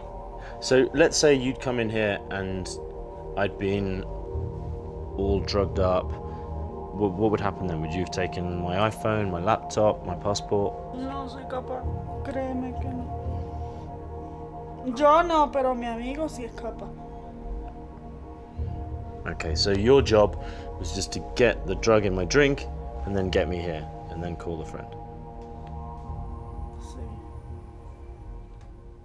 I then persuade her to phone her accomplice. Aló. No, Johnny, venga, por favor, no seas así. No, yo estoy asustada, ve. No, qué pena con ese señor, no seas así. Pero ve, ya, ve. What's his name? Johnny? Johnny. Johnny. It's an anxious few moments waiting for Johnny. He could be carrying a gun and be unhappy. Come in. My producer talks to him in the corridor, and he realizes his best option is to cooperate with us. Wait on. Come in, sit down. So tonight I put some burundanga, some Scopolamine in my drink, I think. Sí, es Scopolamine, burundanga, como los llaman. Okay. Was that your idea? Sí, señor, claro. Okay.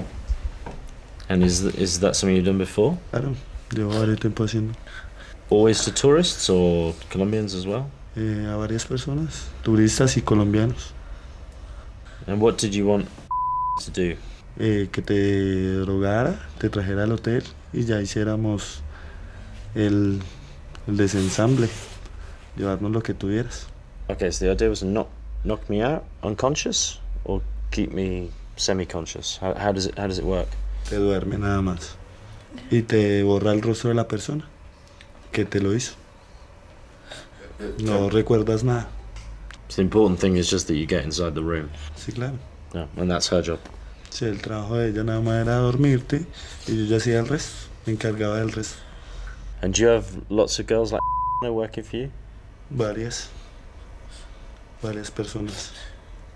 Always in the same bar, or do you work in different areas? En varias zonas de la ciudad, diferentes zonas, todas las zonas 3 de la ciudad.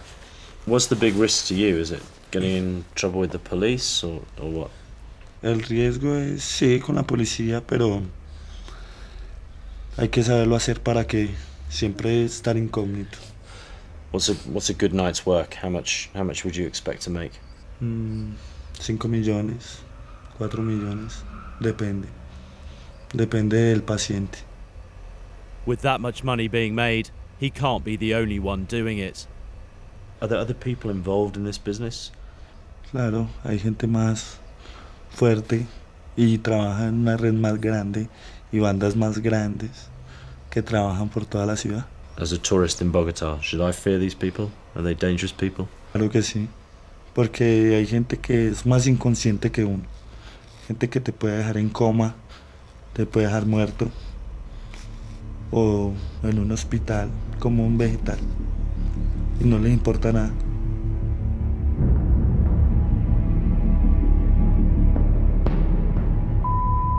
Was very upset to get caught, but Johnny, absolutely bold as brass, looks at it simply as a business. He works 3 days a week, and tonight I was Saturday's customer. Next weekend, it'll be someone else.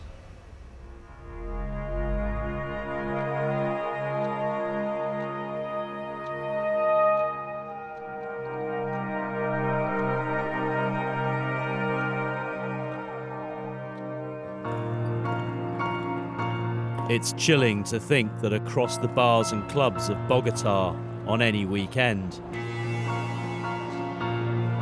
there are more dangerous people than Mariana and Johnny, operating in networks, preying on locals and tourists alike.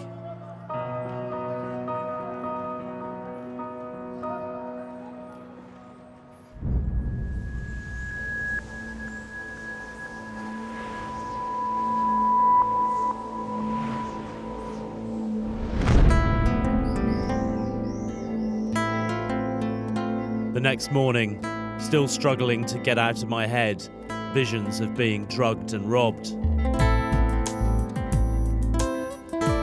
I go up to see one of the legendary sights of Bogota, the view from Monte. But even here I can't escape my recurring nightmare. The mountain is covered with a common shrub, brugmansia, known locally as the borrachero, or get you drunk tree. This is the source of the notorious drug, Scopolamine.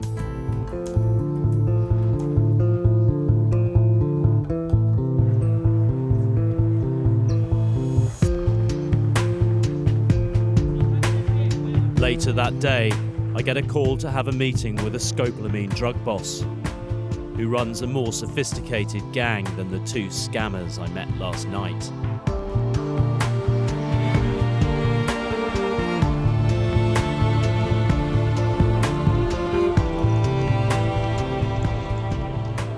I've set up a meeting with this guy. He says he'll only meet me if I come to Santa Fe, which is one of the most dangerous districts of Bogota. All I know about him is that he's the head of a Scopolamine gang, and he has a reputation for being a pretty nasty piece of work.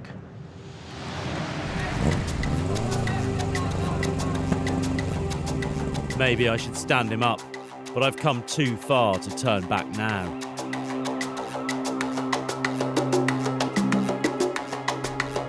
He doesn't want his identity to be revealed. Obviously I'm here because I've been told you have experience of using Scopolamine. Sí, tengo mucha experiencia, como 15 años más o menos alrededor. Okay, how many people do you have working for you? Actualmente en la organización existen 8 personas que cooperan junto conmigo. How many people would your 8 employees get through in a weekend? Pueden ser robadas 100, las que le den el patazo a las águilas, porque ellos son cazadores. Ellos miran su víctima y la cazan. Y todo el que se enamore de ellos ahí mismo, hombre o mujer o el que sea. Thinking you've got lucky is when the nightmare begins. Ahí comienza el supuesto ladrón a aprovechar de la víctima. Vamos al cajero y retiramos. Antes, cuando tú estás retirando, él está viendo la clave tuya. Scopolamine's capacity as a truth drug hasn't been lost on the gangs. ¿Cómo es el número de la clave? Vea que hay que pagar. Nunca les pegan ni los cascan, ellos cooperan. It's amazing.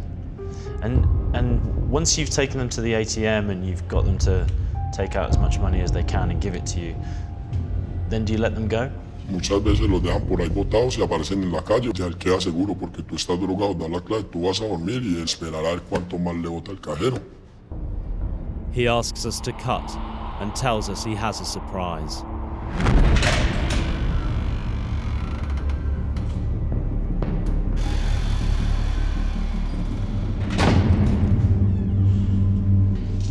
Oh my God.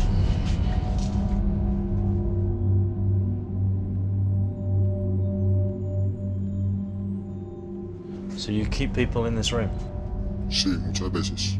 How long could you keep someone in here for? Se puede tener aproximadamente 3 o 4 días, según lo que se le vaya a catar a la persona, las tarjetas, según lo que tenga. You have all their ATM cards, so you just go to the ATM for them and take the money out yourself while you keep them here? Mientras que hay alguien atendiéndolo y dándole picos, entonces mientras que el otro le da picos, el otro va y coopera con las tarjetas. What's the longest someone stayed in this room for? Máximo 4 días nos hemos durado. Have people ended up in hospital? Por la mayoría casi siempre resultan por allá en el hospital. Do you think there are other rooms like this in Bogota? Claro, en varios negocios. Tener mucho cuidado. No confiar en cualquiera. Is that the rule in Bogota? Don't get close to anybody? En toda parte de Bogotá, en cualquier parte, no solo en Bogotá, en Colombia.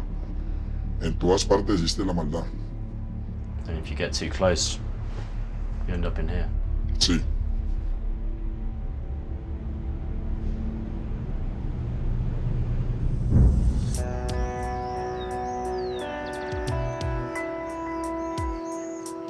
I'm sure that not many visitors to Bogota are going to end their holiday in a dungeon while a Scopolamine gang max their credit card and rob them. Tourists come here for the history, the bustling nightlife, and the friendly people. But maybe they're that friendly because they also know how bad it can be. They want your visit here to be a happy one, and they'll go out of their way to look out for you.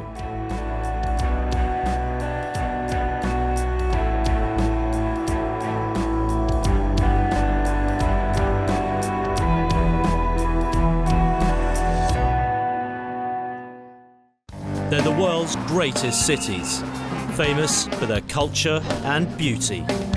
But there's something else waiting in the shadows. The scammers, the hustlers, the thieves. And they're all looking for tourists to con. Stay against the wall. Russian roulette? Are you joking me? I'm Conor Woodman, and in Scam City, I set myself up as bait. This is like being kidnapped. A willing victim to be fleeced. I'll catch the scammers in the act. Do you know where my wallet is? I don't know. And reveal the tricks of the trade. Sorry, I'm not talking about that. Because why? It's too dangerous? And I'll expose them face to face. We are filming you scamming me. Scam City. I get scammed, so you don't have to.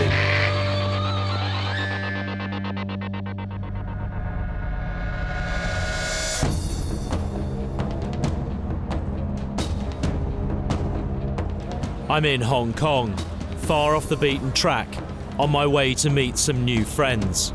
Hong Kong's notorious gangsters, the Triads. Do you think there's any part of the shopping and the nightlife that isn't controlled in part by Triad gangs like yours?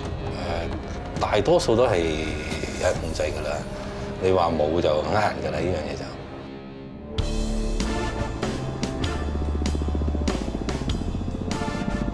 Hong Kong, a free trade paradise perched on the edge of China, the world's manufacturing powerhouse.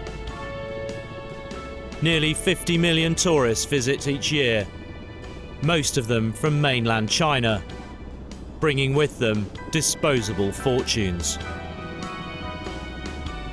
And of course, there's no shortage of locals waiting to help them unload their cash. Well, two of the main reasons for coming to Hong Kong are the nightlife and the shopping, and the tourists here spend a lot of cash on both. And this may have a reputation for being one of the safest cities in the world, but one thing I know is, wherever you get tourists and cash, you also get scams. China may be all about newfound wealth, but there's a real appetite for things from the past. There's a thriving antiques market here. Hollywood and Cat Street is the centre of this trade. With cash-rich mainland Chinese in the market, prices are high and business is booming. But I'm in the market for scams. Okay. Can you go inside? Thank you.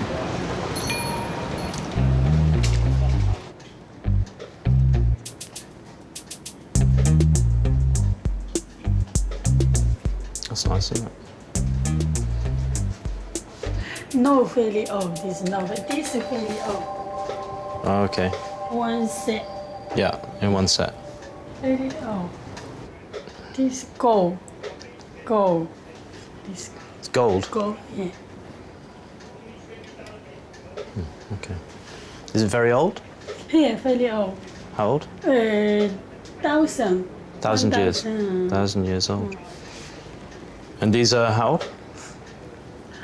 This 1,000. 1,000 years old. Years old. Which dynasty? Is that Qing? No. No Qing, Tang. Tang dynasty. 1,000 years old? Back home I'd have to go to a museum to find something like this. Yeah. Oh, this for drinking? Like this? Mm. From Hong Kong or from China or China? China. It's Tang dynasty. Yeah. And it's 1,800 Hong Kong dollars. Yeah. Thank you. One? One, yeah. Okay.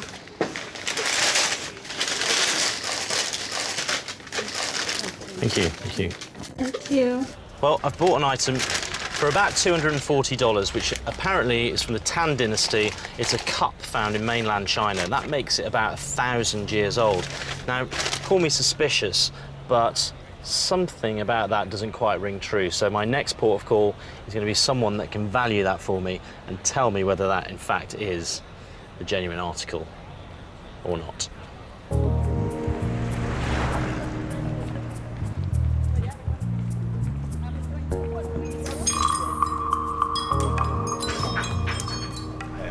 Hello. You have some nice stuff. Can I show you something? The person that sold it to me told me it was 1,000 years old. Do you think that's 1,000 years old? You bought in Hong Kong? Yeah, I bought it in Hong Kong. Then you ask the shop who sold to you, you know, it's better, you know. You why? Because you don't want to get them in trouble? Yeah, well, we sometimes between dealer we have crash, you know, to try to avoid, right? Sorry, between dealers you asked who sold to you. Where you bought, you know, and then you back to because you have a crash between dealers? No, we don't know. Yeah, I'm sorry, yeah. Well, I've been to a couple of places on the Hollywood Road now to get my piece valued, and I'm not sure whether there's some kind of solidarity amongst shop owners going on here or what, but they're all saying that they don't recognise that piece or know what it's worth or how old it is. I'll have to find another way to check whether I've bought the real deal. When the sun sets and the neon's turned on, Hong Kong's streets start to feel like a science fiction movie set.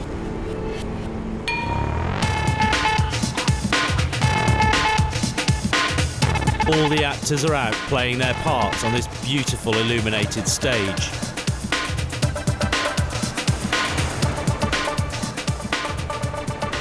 I hit a street cafe for a front row seat.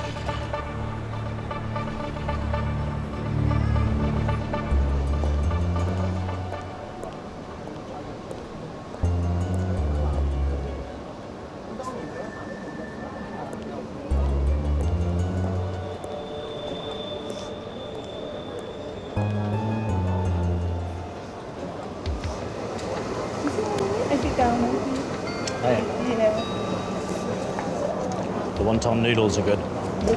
Salty. You from Hong Kong? First time. First time in Hong Kong? Yeah. Where are you from?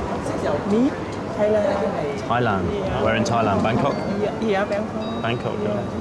What's your name? Connor. Conor, meet you. Kiki. Hi, Kiki. How are you? You and me go something? For a drink? Yeah. Yeah, why not? That's a blatant pickup, and I'm big enough and old enough to know she's after something. But what? Yeah, I've been to Bangkok a couple of times. Let's go in this one. Here, cheers, Kiki. Nice to meet you. How old are you, Kiki? Me, 35. 35? Yeah. Ladyboys are pretty common in Bangkok, but I didn't expect to meet one here in Hong Kong. She'll have some tricks up those silky sleeves. Tomorrow, eating and shopping, okay? Eating and shopping? Yeah. I guess that's what you do here. Cheers. Yeah, I've been to Bangkok a couple of times. One bar leads to another as she works me out. Can we have a bottle of the Pinot Grigio, please? The dance? Mate, I have to be drunk to dance. I go to the toilet. My first thought about this girl was that she's some kind of black widow. So I've just texted the crew and they've replied to say that she hasn't gone anywhere near my drink, which means that she isn't. And that makes me even more confused. What is she up to?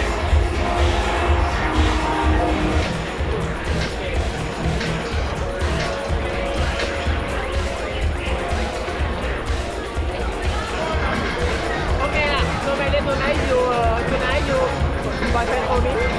Tonight I'm your boyfriend. It's moving quite quickly. I don't know. We only just met. Let's go.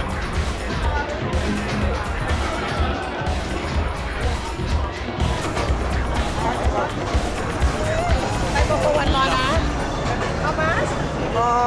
70. You and me, okay? You want that one? You and me? Okay, yeah, you buy that one. Yeah, that one. I'll buy that one for you. How about you, okay? 100. Okay? 100. No, I'm gone. No, okay. All right, darling. Well, okay. Call me. Okay, then you give me for 50 money. For What? 60. Taxi? Yeah. How much? 1,000. For a taxi? Yeah. Where do you live? No, China? No, Hong Kong. 100 is good. Okay, let's see you. She's had a $13 taxi ride and a few drinks, but she's got my number and she'll be back.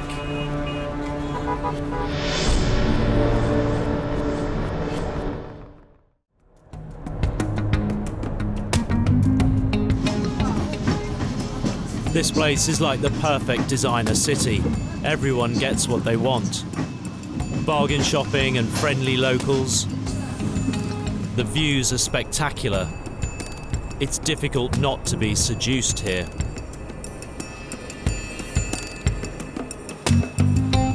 Last night I had an idea about my Chinese antique. What if I tell them it's not from a local dealer? Sorry, can I ask your advice? Yeah. I bought something when I was in mainland China, and I'm just wondering before I... Sorry? Copy. It's a copy. It's a copy. It's not real. No? New. New one? New. For sure. Okay, so it's not 1,000 years old? No. If this one is original, it costs more than $1 million Hong Kong. So it might be a fake. Let's get a second opinion.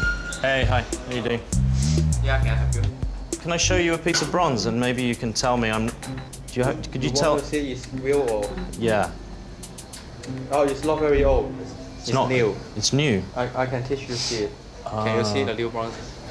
The color. New, all right. Okay. It comes the off Liu. on the corners. So how do they make it? How do they make this bit look older? They put a chemical or something? Maybe many way. I don't know how to tell you in English, but it's very, now the people very easy to do it. They will make fake pieces to sell it. So this pieces is new. Right. Okay. So it's definitely not 1,000 years old. Yeah. No. Definitely. Well, telling people this was from mainland China seemed to do the trick. They were a lot happier to tell me the truth about this, and the truth is, it's not 1,000 years old, because if it was, it would be worth 100,000 US dollars.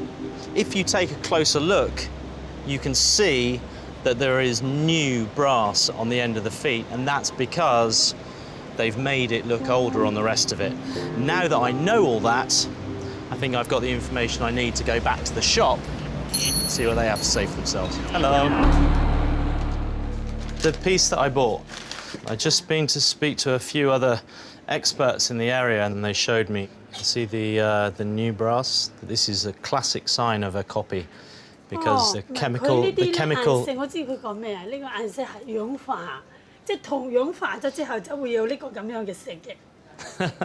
Come on, let's be honest. I don't want my money back. I'm not here to have an argument about it. It's fine. But you know, and I know, that this was made in a factory in China probably in the last couple of months. She's on the back foot, and she calls in the boss. That is not copy. When do you think that was made? This was made 係啊，同1000年到啦。1000年, about 1,000 years back. I can check the date for you. Check the date. Yeah, it'd be interesting. Because all the experts that I spoke to up on the Hollywood Road, they all say it's made in the last year. What they also said on the Hollywood Road is that if that really was 1,000 years old, it would be worth tens of thousands of US dollars. Maybe even 100,000 US dollars. Can't be. The reason is... Yours is fake. No. The reason is we pay cheaper rent. And they pay higher rent. And if this is really 1,000 years old, I can Yes. sell for $10,000. If it's made in a factory in China, I can sell it to a tourist for $250 and make a quick profit. Isn't that what's happening here? Even a fake one, you have to sell for 230. So it is a fake one. You sell it for 230. Now we're getting somewhere. It doesn't matter it's a fake or real. It matters to me. The matter is the item. Matters to me whether it's real or fake. If you tell me it's 1,000 years old, I want it to be 1,000 years old. I don't want it to be 1 year old. So what can I say? When I was 20, when I joined this line, my boss tell me one thing. The customer always right. You can never argue with a customer. So customer always right. Okay, so this customer says... Yes, you think it is fake, okay, that is fake. You think it is real one, that is real one. So you are always right. This is a whole new retail philosophy to me. He didn't sell me an antique, he sold me a story. Now comes the nitty-gritty. Right. Okay, and I say you paid about maybe $5 for that. Well, maybe even less. Up to your knowledge. Maybe even less. Go on, tell me and I'll go. If I buy 100 pieces, will be cheaper than you. You buy only one piece. You pay $5, I buy 100 pieces, maybe I pay 50 cents for the same material. Really? So you could buy 100 of those for 50, I mean, $50? Up to your theories. I know, but I know about my theory. I want to know the truth, that's all. The truth is that... That's the truth? You could buy 100 of those for $50? No, I cannot. I pay 110. Oh, it's come down. It's coming down. No, I'm talking about 100 pieces. But then how could you buy 100 pieces of that? No, unless I it don't was a buy. fake? According to your point of view.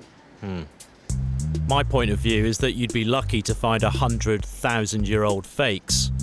Too lucky. He's starting to go round in circles. Did you ever hear of a factory in China that just makes these, maybe makes hundreds of them? Maybe thousands, Maybe 100, thousands? they can recover. Copy paste means you got to make a mold first. Make a mold? You got to make a mold first. Yeah. And the mold costs you more than the profit. That means you have to make at least 10,000 to cover your cost of the mold. You think they made 10,000 of those? At least, if copy. To me, where you get these from? Mainland. Mainland? Only mainland can be that cheap because the mainland have nothing to pay for their labor. Yeah. Wherever, whatever, however, money comes, trick comes. Blackmail, gangster, everything what they fight for, money. He ushers me out of his shop. The truth is, it is really bought in mainland. The truth is, it was made a month and a half before. A month and a half before? Yeah. Not yesterday. He took the buyer is always right principle to a whole new extreme. I wanted facts about the fake antique business, and he tried to bamboozle me with relative theories of truth. But whichever way you look at it, it was all about money. Everybody is fighting over the money, including gangsters. The antique dealer's confession makes me wonder, Who are the people making dirty money in this boomtown? I'm still trying to get under the skin of what's going on in this town, so I've agreed to meet a guy who's done a bit of time in prison here. He said he'll take me on a tour of the neighbourhood. Hi, Conor. How are you? Yeah, I'm fine. Nice to meet you. Yeah. You too. Nice yeah. to meet you. Okay, let's have a walk and talk. Yeah. Sounds good. Great. Go. I used to be a policeman working in this area. You were a policeman in this area? Yeah. 40 years ago. Wow. Okay. How do you go from being a policeman to becoming a pastor? Now, when I was a policeman 5 years here, at that time, there's a lot of corruption, gambling, or prostitution, or gangs activity. In this area? I was involved part of the activity as well as a policeman. You were involved in legal activities? Yeah. And after 5 years in the police force, I was arrested and put in jail as well. Yeah. You were put in jail? Yeah, because of the corruption. How long were you in jail for? 2 years. Wow. And after that, I became a Christian when I was in a drug rehabilitation center. Okay, so were you using drugs yourself? Yeah. My heroin, yeah. So I was involved in drug trafficking in this area too. A former bent cop who dealt drugs and took them too. Just the kind of guy I need to take me behind the neon curtain. Do you still come into contact with a lot of those people? Oh, at my church, there's a lot of these kinds of people. Most of them from a gangster background. Now we're going to this part, is the central part of the Red Light District, Temple Street. So here is more gangs activity and prostitution. Okay. So we might a little bit careful. Be a bit careful? Yeah. Okay. This is a low-cost prostitution here. Yeah. It's a girl. Hiding her face. Yeah. That's why he. Yeah. My left hand side is the gangster. My left hand side is the gangster. They're protecting this kind of girl. Yeah. Right. Okay. Yeah. So the guy's there that we just walked past. Yeah. Okay. The girl is hiding her face. Gangsters hidden in plain sight. If the pastor hadn't pointed them out, I'd never have known. They only allow one house, one prostitute. Yeah? Okay, so if there's one prostitute in one a house, that's okay? Yeah, it's okay, yeah. 我想問下你啲價錢啊嗰啲嘢。They speak Mandarin from mainland China. They come here want to get some fast money. 幾多錢啊？138. So it's 138. Yes. For massage? Massage, 138. Is it for 50 minutes?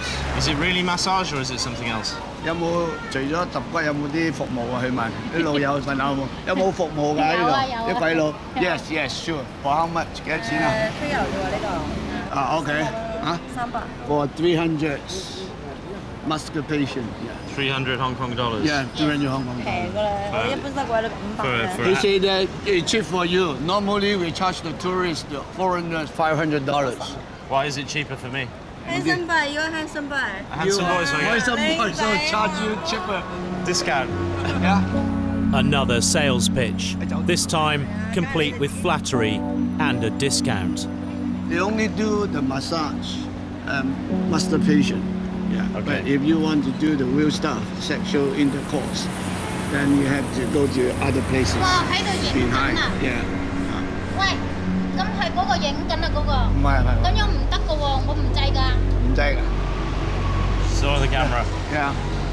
Well, maybe this guy will tell us. Where do we have to go to get full sex? 好嘢，我點知啊？我知都唔會話俾你知啦。基於我哋都係做生意咁樣，家等你揾唔到啦。Even though I know, but I will not tell you the business because we have competition. 有咩好處先？我幫你揾好嘢。 What is? Okay. She said that I will find a good lady for you. That's full sex. Full sex. And will she be a mainland Chinese girl? 係啊。Yeah. She said yes. How long have you been in Hong Kong? 1年。1 year. 1 year. You like it? 你中唔中意香港？唔中意。Doesn't like it. 香港係一個揾錢嘅地方，唔係一個生活嘅地方。Hong Kong is the place you earn money, not the place for living. Better than working in a factory in China?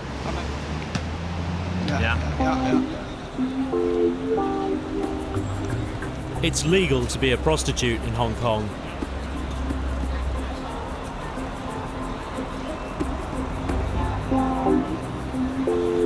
Hello. cameraman here. What are you guys filming today? This action. Where are the police inside? Yeah. Police are inside there? Yeah. The police doing a raid here or something? Yes. Oh, are you journalists? Yeah. A man is taken away, his identity kept secret.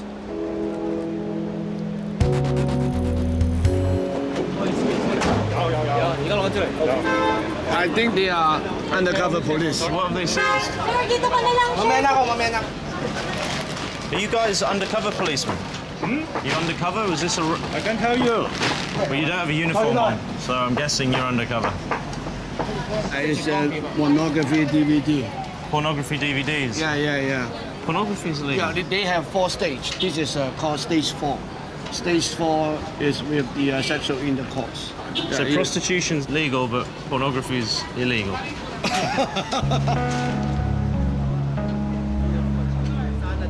Porn, pimps, and gangsters. There's dirty money being made here, but who's controlling it? And would you say most of the gangsters are old Hong Kong families, or have they come in from mainland China? No, from the basically is from Hong Kong. Yeah. So it's still very much controlled by Hong Kong gangs. Triads? Yeah, the triads. Yeah.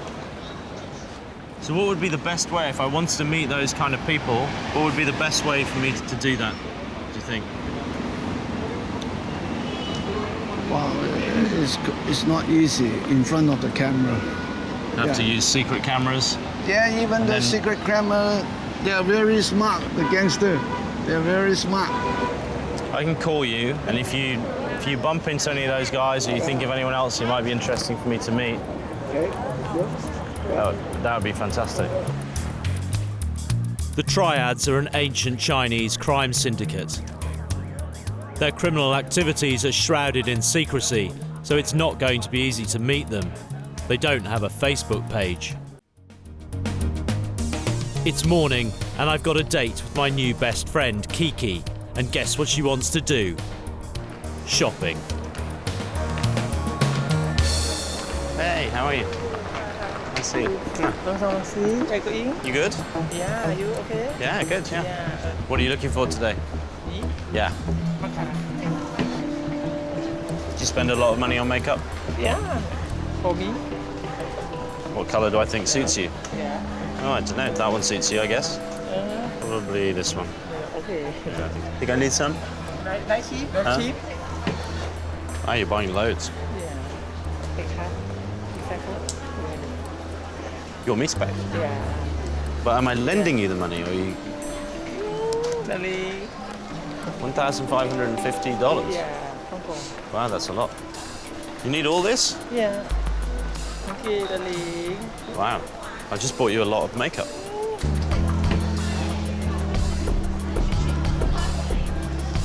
Why don't you try it on? Yeah, try it on. I've already spent over $200 on makeup for her, and now she's trying on a dress which I'm pretty sure she wants me to buy for her as well. I've got no idea what's going on and what I'm supposed to be getting out of this experience. Is it really as simple as just buying stuff for her? Or is there a longer game where I could lose a lot more? You like it? Yeah? 300, yeah. Okay. When are you going to wear that in Hong Kong? Now, are you going to buy me a present?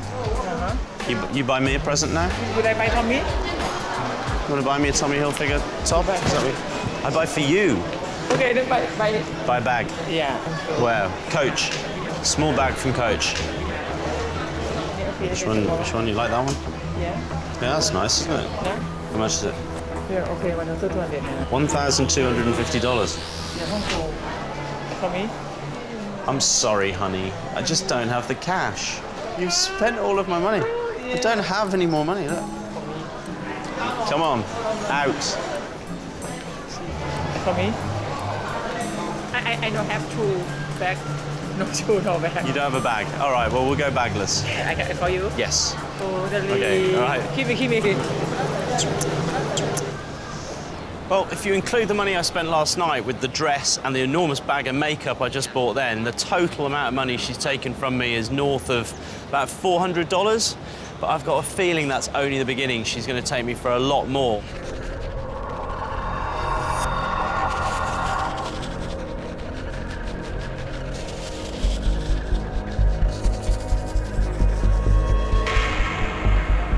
I'm on my way to Mongkok, the most densely populated place on the planet. The heartland of Hong Kong's triads and a centre for the region's counterfeit goods and electronic markets. I get the feeling that everyone down here is trying to hustle a buck. Hello. Buddhist, you're a Buddhist monk. Oh. 一般像我们说的就是，看见香港的这个佛教，那个顺便花一点人，因为我们说的这个资金有限嘛，这个平时那个像那个去拿飞机票，我们回去可以报。一般你像吃饭、住宿都是自费，所以说我们需要花一点人。Oh, you're from China? 啊，中国来。我可以送他一个平安。Come on then. I could do with some luck, to be honest, in this town. 这个平安符。This is for luck. 平安。 And how much does that cost? 这个一般的我们不卖的，就说我花园，他给一点钱给我，我就送他一个平安符。这个一般的我们不开价卖。Finally, I found something that's not for sale. I'll just give you a donation. $20? Yeah? No. In Hong Kong, don't pay anything to them. In Hong Kong, it's illegal. Are you police? I can tell you. Why can't you tell me? Protect you. Protect the people in Hong Kong, you know? You protect the people? That's right. Are you secret police? No. Don't say that. Don't say that. Don't say you're secret police. No. Don't say that. But very special. Very special. Okay? You're special secret police.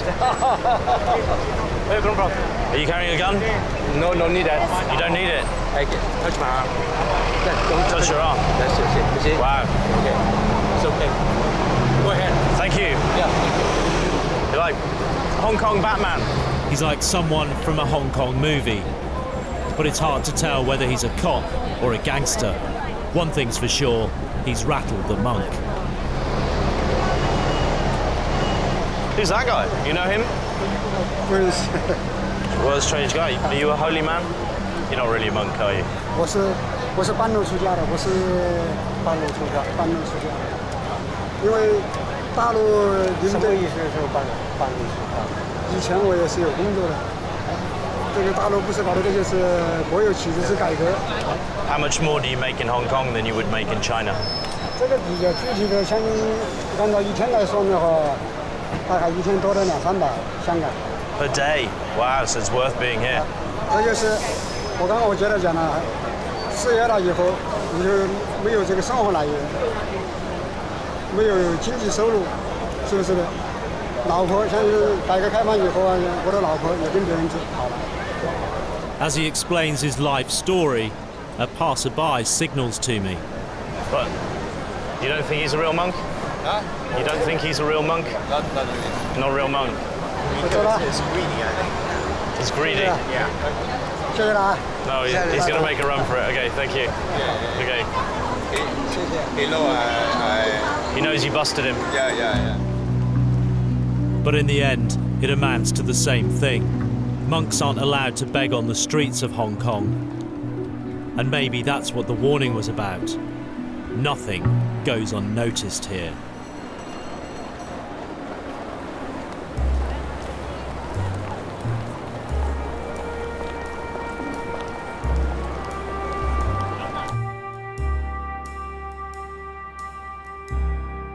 Then I receive a text from a contact. She set up a meeting with a Triad gang member. He'll meet me in a bar overlooking the harbour.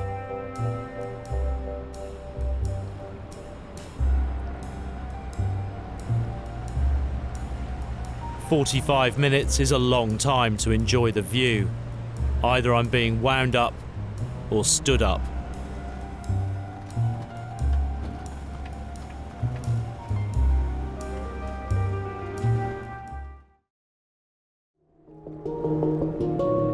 I'm sure Kiki is trying to get me on an advanced sugar daddy scam.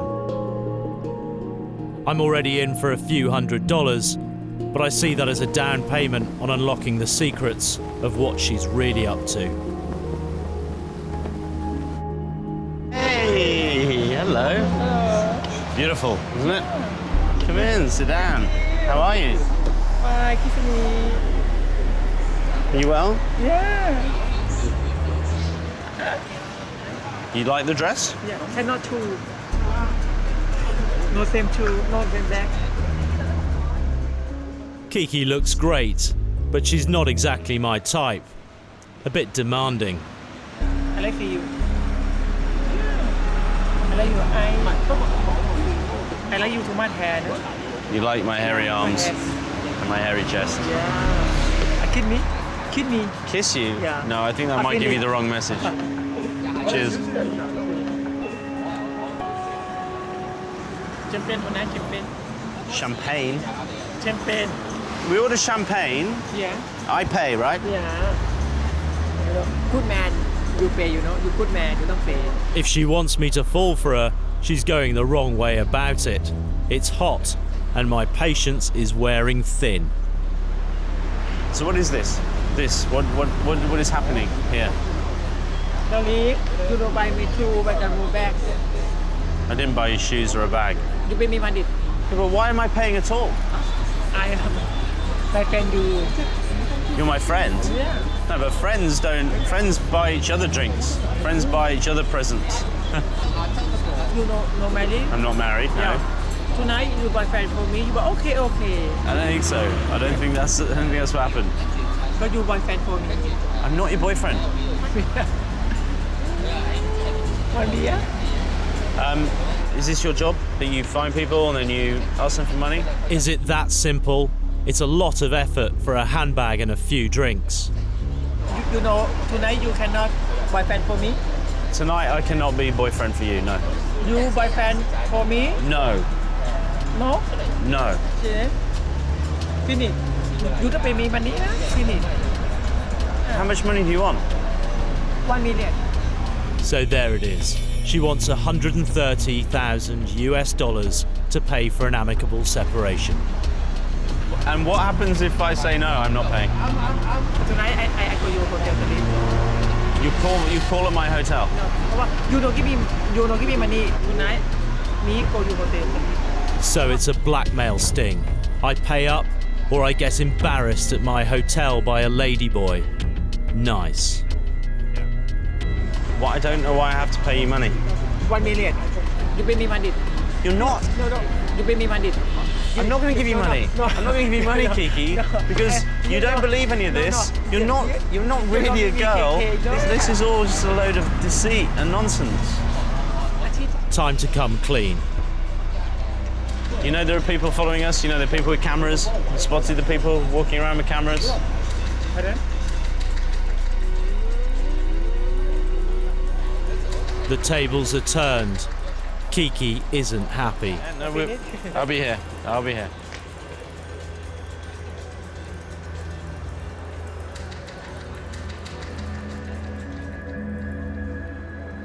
It takes a bit of persuasion, but finally Kiki agrees, with the help of a translator, to reveal her techniques as a transvestite blackmailer.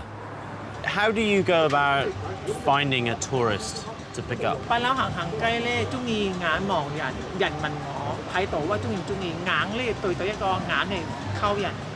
一出嚟咧，有時溝到男仔，有一個兩個都冇出嚟咧，溝唔到。 But is it important that they look rich? Look like a rich man? Yeah， ถ้า溝到男仔中意咧，佢買嘢俾我當我係女仔啊嘛。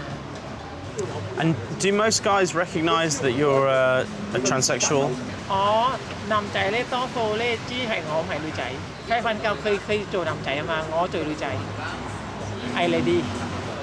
How much money do you think you make from this? When we were going to break, you wanted me to give you money to break up. Yeah, you and me finish. You don't give me money, I lady, you man.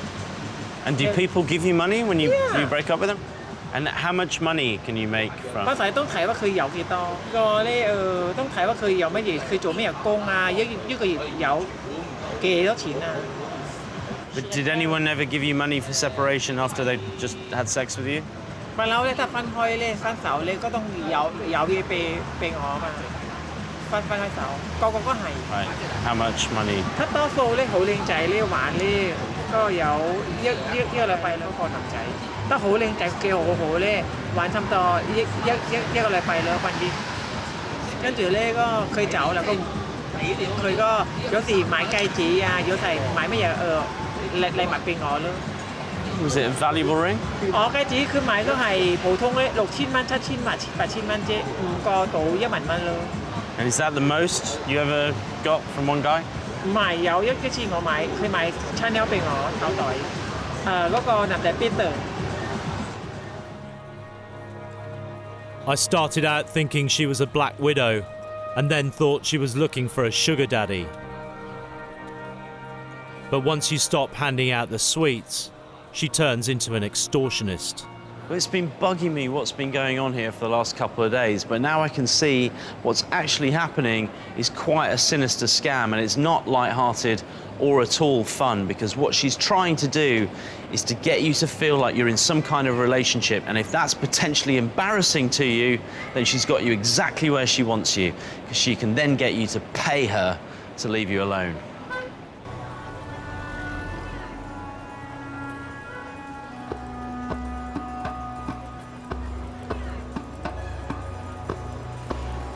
I've seen things in Hong Kong that most visitors never see.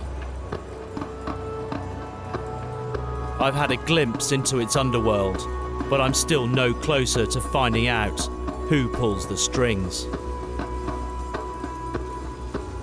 The Triad trail has gone cold. I didn't pass my rooftop audition, or did I? It's my last day in the city when I get another call from the Triads.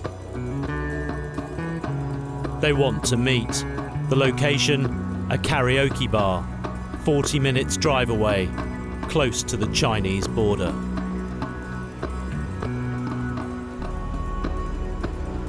I've been stood up by these guys before, but I'm still on edge. The Triads are one of the most feared crime syndicates in the world. The karaoke bar is deserted. We roll the cameras, and I walk through the endless maze of soundproof booths, looking for Triad members.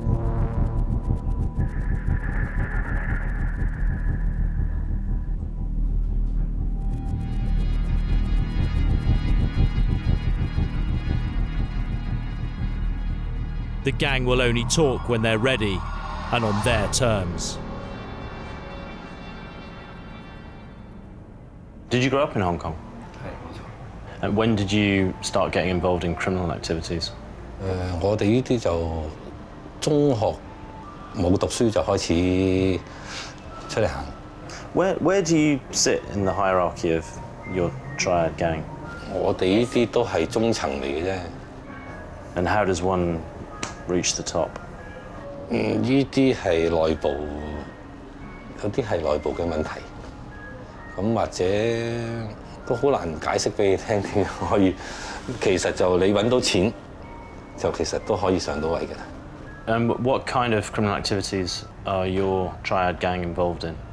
其實就好多可以揾錢嘅嘢，佢都會做嘅。例如就夜場啦、酒吧啦，都可以話係妓女啊、毒品都會有。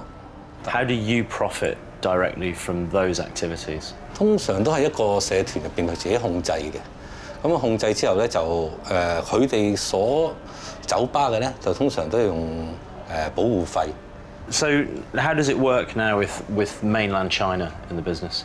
內地咧，而家我哋公司就係會幫佢辦證落嚟，辦證嘅錢就我哋公司自己會出先，咁落到嚟去做就頭50個客就係通常都係歸佢又冇錢分嘅。佢要免去做咗50個客，50個客之後，佢哋就開始分錢。咁佢哋通常都係會分到因為我哋做都係1500蚊咁啦，咁通常都500蚊歸公司，1000蚊佢哋。But how much would a good girl earn for you in a week? 呢個數就其實就都唔好方便講俾你聽呢個，因為始終都係歸公司利益，有少少問題就唔講得。Are you involved in other activities such as counterfeit goods? 都有，LV 啊，一啲名牌啊、Gucci 啊嗰啲都會有。呢個市場其實係好大嘅，真係好大呢個市場。咁其實你話個生意額都每日嘅生意額都有幾廿萬嘅。Daily. 每日。I mean, do you think there's any part of the shopping and the nightlife that isn't controlled in part by triad gangs like yours? 大多數都係有人控制㗎啦。你話冇就呃人㗎啦，呢樣嘢就。You come across as being very businesslike and calm, and I'm wondering, are there times when people step out of line and there has to be another side to you? 而家就通常我而家都退咗去幕後去，我淨係做聯絡國內嘅嘢。下面通常而家我都唔使去做拋頭露面嘅嘢啦。咁我都唔需要咁勞氣啦，係咪先？最多揾到錢，咁就冇問題啦。Right, but what about the rest of your gang? 佢哋自己做，其實都係跟翻大家有個秩序去做。你有做嗰飯，咁佢又去做嗰飯，即係仲大家唔會踩過界，其實就都相安無事嘅。It just sounds to me like organised crime here is just another part of Hong Kong PLC. 我哋係自己主要係為翻我哋自己啦。咁其實各有各做啦。What is it that makes Hong Kong so good at organised crime? 其實香港都唔係好大嘅啫。咁你社團都係人，其實佢哋大家坐埋都有溝通嘅。咁如果大家唔係為咗利益去競爭嘅，咁其實你有你揾，我有我揾，以和為貴。Thank you very much.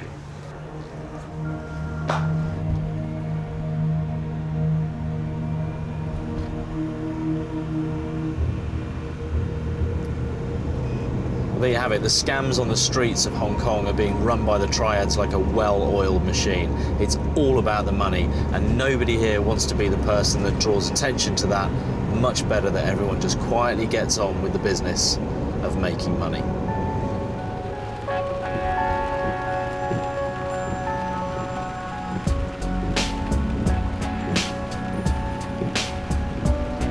It's extraordinary that the notorious triads agreed to talk to me, but it almost felt like a PR exercise. Just another multinational corporation promoting itself. Hong Kong is a glittering marketplace, a shopper's paradise, where everyone gets what they want, especially the person selling it.